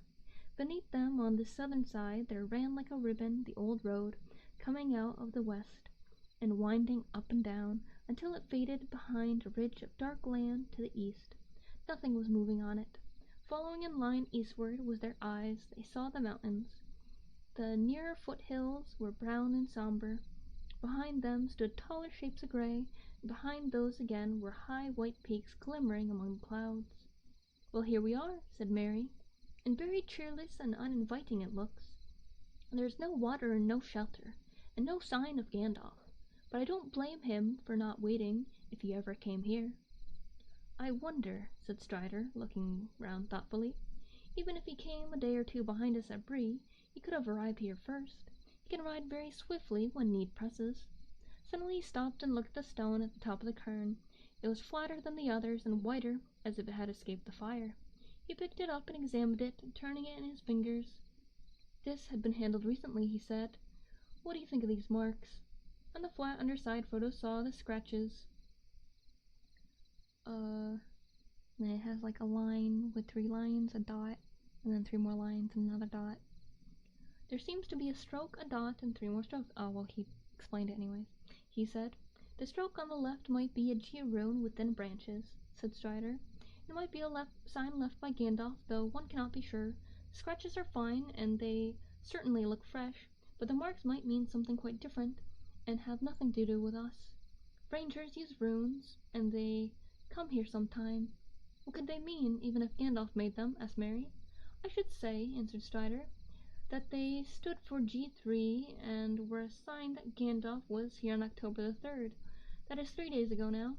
It would also show that he was in a hurry and danger was at hand, so that he had no time or did not dare to write anything longer or plainer. If that is so, we must be wary." "I wish we could feel sure that he made the marks, whatever they may mean," said Frodo. "It would be a great comfort to know that he was on the way, in front of us or behind us." "Perhaps," said Strider. "For myself, I believe that he was here, and was in danger. There has been scorching flames here, and now the light that we saw 3 nights ago in the eastern sky comes back to mind. I guess that he was attacked on this hilltop, but with what result I cannot tell. He is here no longer, and we must now look after ourselves and make our own way to Rivendell as best we can." "I have fallen, so I will come and help you with today." "How far is Rivendell?" asked Merry, gazing round warily. The world looked wild and wide from Weathertop. I don't know if the road has ever been measured in miles beyond the Forsaken Inn. A day's journey east of Bree," answered Strider. "Some say it is so far, and some say otherwise. It is a strange road, and folk are glad to reach their journey's end, whether the time is long or short. But I know how long it would take me on my own feet, with fair weather and no ill fortune, 12 days from here to the ford of Brunnen, where the road crosses the loud water that runs out of Rivendell. We have at least a fortnight's journey before us, and I do not think we shall be able to use the road." "A fortnight," said Frodo. "A lot may happen in that time." "It may," said Strider. They stood for a while, silent on the hilltop, near its southward edge. In that lonely place Frodo, for the first time, finally realized his homelessness and danger. He wished bitterly that his fortune had left him in the quiet and beloved Shire. How many times I've ever read it? I think I read through it twice myself, and this will be the 3rd time. For stream, this is my very first time. He stared down at the hateful road, leading back westward to his home. Suddenly he was aware that 2 black specks were moving slowly along it, going westward, and looking again he saw that 3 others were creeping eastward to meet him. He gave a cry and clutched Strider's arm. "Look!" he said, pointing downwards. At once Strider flung himself on the ground behind the ruined circle, pulling Frodo down beside him. Merry threw himself alongside. "What is it?" he whispered. "I do not know, but I fear the worst," answered Strider. Slowly they crawled up the edge of the ring again and peered through the cleft between 2 jagged stones. The light was no longer bright, for the clear morning had faded, and clouds creeping out of the east had now overtaken the sun, as it began to go down. They could all see the black specks, but neither Frodo nor Merry could make out their shapes for certain, yet something told them that there, far below, were black riders assembling on the road beyond the foot of the hill. "Yes," said Strider, whose keener sight left him in no doubt, "the enemy is here." Hastily they crept away and slipped down the north side of the hill to find their companions. Sam and Peregrine had not been idle. They had been exploring the small dell of the surrounding slopes. Not far away they found a spring of clear water on the hillside, near it footprints not more than a day or 2 old. In the dell itself they found recent traces of a fire and other signs of a hasty camp. But there are some fallen rocks on the edge in the dell nearest the hill. Behind them Sam came upon a small store of firewood neatly stacked. "I wonder if old Gandalf had been here," he said to Pippin.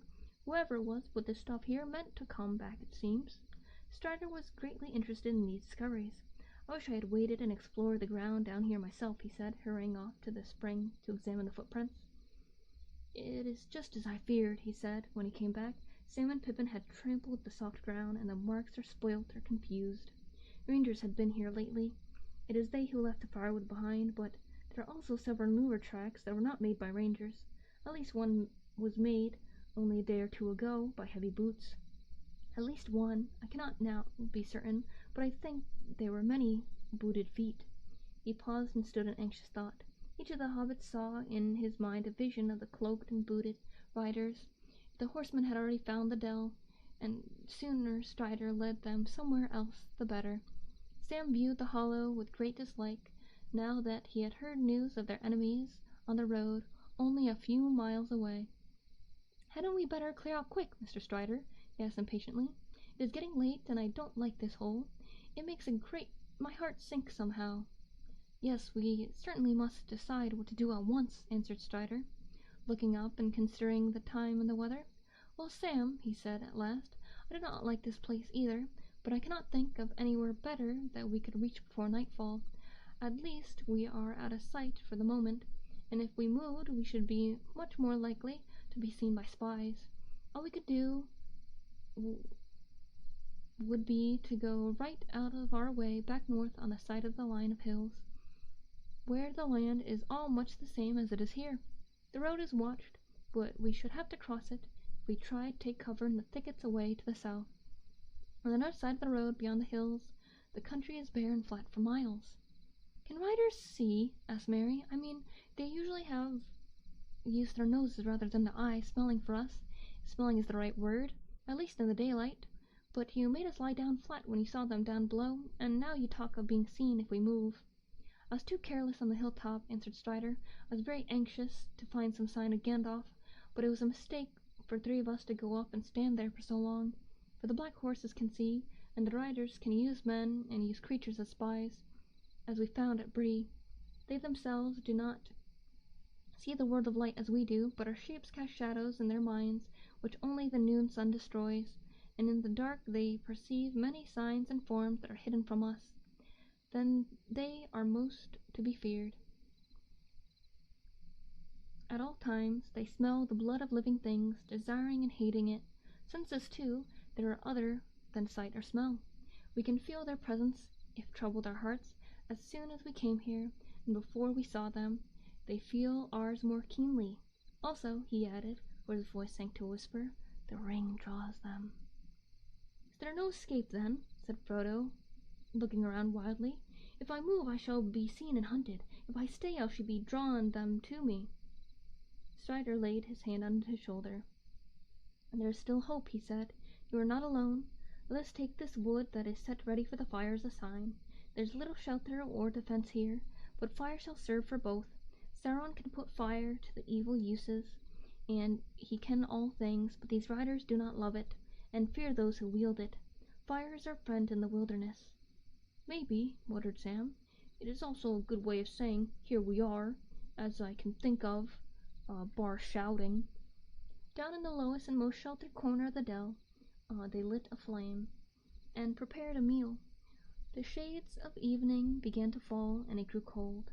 They were suddenly aware of great hunger, for they had not eaten anything since breakfast, but they dared not make more than a frugal supper. The lands ahead were empty of all save birds and beasts, and friendly places deserted by all races of the world. Rangers passed at times beyond the hills, but they were few and did not stay. Other wanderers were rare, and of evil sort. Trolls might stray down at times the northern valleys of the misty mountains. Only on the road would travelers be found, most often dwarfs, hurrying along on business of their own, and with no help and few words spare for strangers. "I don't see how our food can be made to last," said Frodo. "We have been careful enough in the last few days, and this supper is no feast, for we have used more than we ought, though we have 2 weeks still to go, and perhaps more." "There's food in the wild," said Strider, "berry, root, and herb, and I have some skill as a hunter at need. But you need not be afraid of starving before winter comes. But gathering and catching food is long and weary work, and we need haste. So tighten your belts and think with hope of the tables of Elrond's house."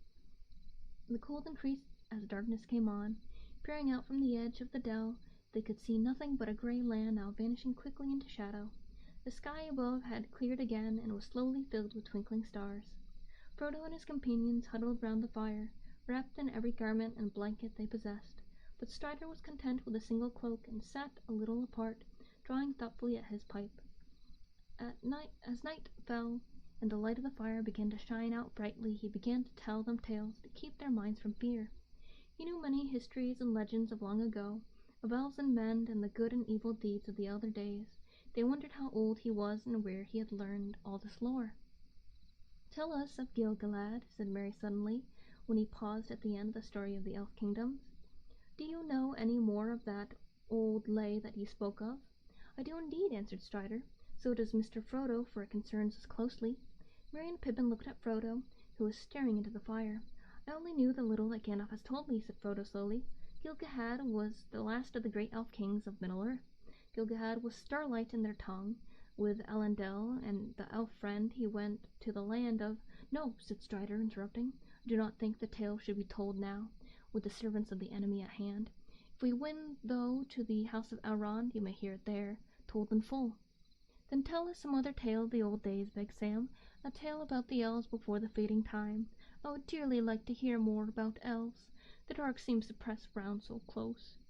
"I will tell you the tale of Tiniville," said Strider, "in brief, for it is a long tale, of which the end is not known, and there are none now except Elrond that remember its aright as it was told of old.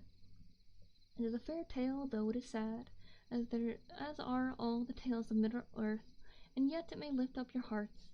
He was quiet for some time, then he began, not to speak, but chant softly. "The leaves were long, the grass was green, the hemlock umbels tall and fair, and in the glade a light was seen of stars and shadow shimmering. Tiniville was dancing there, to music of a pipe unseen, and light of stars was in her hair and in her raiment glimmering. There Beran came from mountains cold, and lost he wandered under leaves, and where the elven river rolled he walked alone and sorrowing. He peered between the hemlock leaves and saw in wonder flowers of gold upon her mantle and her sleeves, and her hair like shadow following. Enchantment healed its weary feet that over hills were doomed to roam, and forth he hastened strong and fleet, and grasped at moonbeams glistening. Through woven woods and elfin home she lightly fled on dancing feet, and left him lonely still to roam in the silent forest listening. He heard there oft the flying sound of feet as light as linden leaves, or music welling underground in hidden hollows quavering.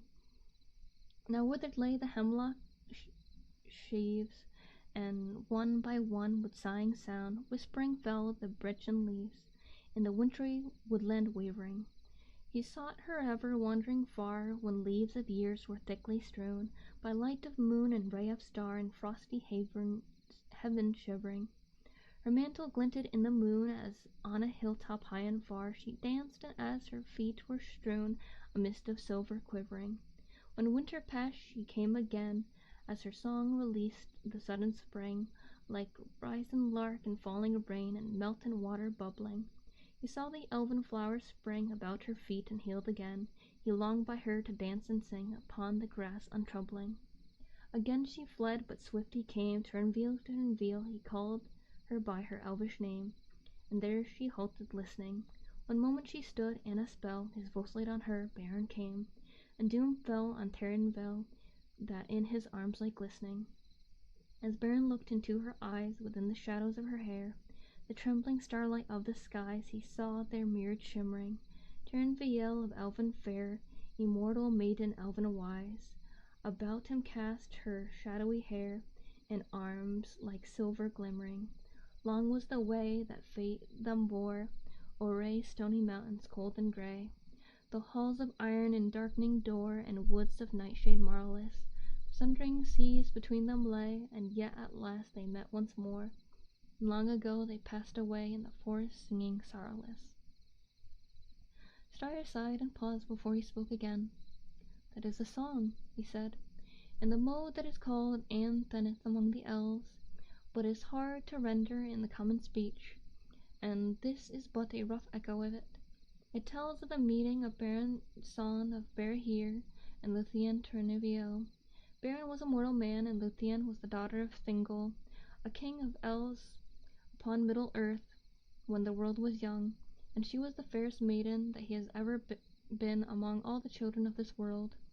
As the stars above the mists of the northern lands was her loveliness, and in her face was a shining light. In those days the great enemy, of which Sauron of Mordor was but a servant, dwelt in Annabad of the north, and the elves of the west came back to Middle-earth, made war upon him to reign the Semriels which he had stolen, and the father of men aided the elves. But the enemy was victorious, and Branahir was slain, and Beren, escaping through great peril, came over the mountains of terror into the hidden kingdom of Thingol in the forest of Neldroth. There he beheld Luthien singing and dancing in a glade beside the enchanted river as Gluin, and he named her Thernivio. God, so many hard names. That is nightingale in the language of old. Many sorrows befell them afterward, and there they parted long. Thernivio rescued Beren from the daughters of Sauron, and together they passed through great dangers, and cast down even the great enemy from his throne, and took from his iron crown one of the 3 Semriels, brightest of all jewels, and the bride piece of Luthien and Thingol by her father. Yet at last Beren was slain by the wolf that came from the gates of Angband, and he died in the arms of Thernivio. But she chose morality, and to die from the world, and that she might follow him. And it is sung that they met again beyond the sundering seas, and after a brief time walking alive once more in the green woods, together they passed, long ago, beyond the confines of the world. And so it is the Lithuan Twinaville alone of the elf kindred has died indeed and left the world, and they have lost her whom they have loved.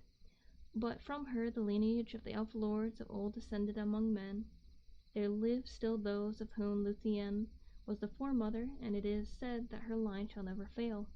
Elrond of Rivendell is of that kin, for of Beren and Luthien was born Dior Thingol's heir, and of him Elwing the White whom Elendil wedded, and that sailed his ship out of the mists of the world into the seas of heaven, with the Semriel upon his brow. And of Estrandil came the kings of Normir, that is where Westerness. As Strider was speaking, they watched his strange, eager face dimly lit in the red glow of the wood fire. His eyes shone, and his voice was rich and deep. Above him was a black starry sky. Suddenly a pale light appeared over the crown of Weathertop behind him. The waxing moon was climbing slowly above the hill that overshadowed them. The stars above the hilltop faded. The story ended. The hobbits moved and stretched. "Look," said Merry. "The moon is rising. It must be getting late." The others looked up. Even as they did so, they saw on the top of the hill something small and dark against the glimmer of the moonrise. It was perhaps only a large stone or jutting rock shown up by the pale light. Sam and Merry got up and walked away from the fire. Frodo and Pippin remained seated in silence. Strider was watching the moonlight on the hill intently. All seemed quiet and still, but Frodo felt a cold dread creeping over his heart, now that Strider was no longer speaking. He huddled closer to the fire. At that moment Sam came running back from the edge of the dell. "I don't know what it is," he said, "but I suddenly felt afraid. I dursn't go outside this dell for any money. I felt that something was creeping up the slope." "Did you see anything?" asked Frodo, springing to his feet. "No, sir, I saw nothing, but I didn't stop to look." "I saw something," said Merry, "or I thought I did. Away westwards, where the moonlight was falling on the flats beyond the shadow of the hilltops, I thought there were 2 or 3 black shapes. They seemed to be moving this way." "Keep close to the fire, keep your faces outward," cried Strider. "Get some of the longer sticks ready in your hands." For a breathless time they sat there, silent and alert, with their backs turned to the wood fire, each gazing into the shadows that encircled them. Nothing happened. There was no sound or movement in the night. Frodo stirred, feeling that he must break their silence. He longed to shout out aloud. "Hush!" whispered Strider. "What's that?" gasped Pippin at the same moment. Over the lip of the little dell, on the slide away from the hill, they felt, rather than saw, a shadow rise. One shadow, or more than one. They strained their eyes, and the shadow seemed to glow. Soon they could be no doubt. 3 or 4 tall black figures were standing there on the slope, looking down on them. So black they were that they seemed like black holes in the deep spade behind them. Frodo thought that he had heard a faint hiss of venomous breath, and felt a thin, piercing chill. Then the shape slowly advanced. Terror overcame Pippin and Merry, and they threw themselves flat on the ground. Sam shrank to Frodo's side. Frodo was hardly less terrified than his companions. He was quaking as if he was bitter cold, but his terror was swallowed up in a sudden temptation to put on the ring. The desire to do this laid hold of him, and he could think of nothing else. He did not forget the burrow, nor the message of Gandalf, but something seemed to be compelling him to disregard all warnings, and he longed to yield. Not with the hope of escape or doing anything, either good or bad, he simply felt that he must take the ring and put it on his finger. He could not speak. He felt Sam looking at him, as if he knew that his master was in some great trouble, and he could not turn towards him. He shut his eyes and struggled for a while, but resistance became unbearable, and at last he slowly drew out his chain and slipped the ring on his forefinger of his left hand. Immediately, though everything else remained as before dim and dark, the streets became terribly clear. He was able to see beneath their black wrappings. There were 5 tall figures, 2 standing on the lip of the dell, 3 advancing. In their white faces burned keen and merciless eyes. Under their mantles were long grey robes. Upon their grey hairs were helms of silver, and their haggard hands were swords of steel. Their eyes fell on him and pierced him, and they rushed toward him. Just desperate, he drew out his sword, and it seemed to him that it flickered red, as if it was for firebrand. 2 of the figures halted. The third was taller than the others. His hair was long and gleaming, and on his helm was a crown. In one hand he held a long sword, in the other a knife. Both the knife and the hand that held it glowed with a pale light. He sprang forward and bore it down on Frodo. At that moment Frodo threw himself forward on the ground, and he heard himself crying aloud, "O Elebrith, Gilthoniel!" At the same time he stuck at the feet of his enemy. A shrill cry rang out in the night, and he felt a pain like a dart of poisoned ice pierce his left shoulder. Even as he swooned he caught, as though a swirling mist, a glimpse of Strider leaping out of the darkness with a flaming brand of wood in either hand. With a light effort, Frodo, dropping his sword, slipped the ring from his finger and closed his right hand tight upon it. Hello to Nexus. Hope you're well today. And with that, we finished chapter 10. Quite on quite the note, but we have passed 2 hours. My throat is growing rather sore, and I'm quite hungry as well. I'm glad that I did wind up doing a stream today. It is always nice reading and hanging out with you guys, but I must go, so I shall quickly recap the donathon. I have donathon going to help with Bee's vet bills. Over here is the prizes for it, and up there is the progress bar.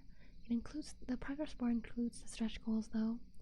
We are working on the 4th goal now. So we have unlocked using my 1.0 model and 2.0 model for a while. Karaoke stream, those will be this week. The next one is a Discord watch along Palooza, where we will watch something like all day. And then after that is a B stream where I have kitty cam and a day with B. So I do a really long stream, 8-hour stream. It's been a long time since I've done such a long one. And then the stretch goals are for funding some stream assets. Restore time. Hope you had a good rest and you'll meet me out to stream. I will. I shall see if there's anybody I could possibly raid at the moment. Ooh, Grey Fox is eating the Nutcracker, so I shall go and rate them as I think it will be nice. I know he does save stuff.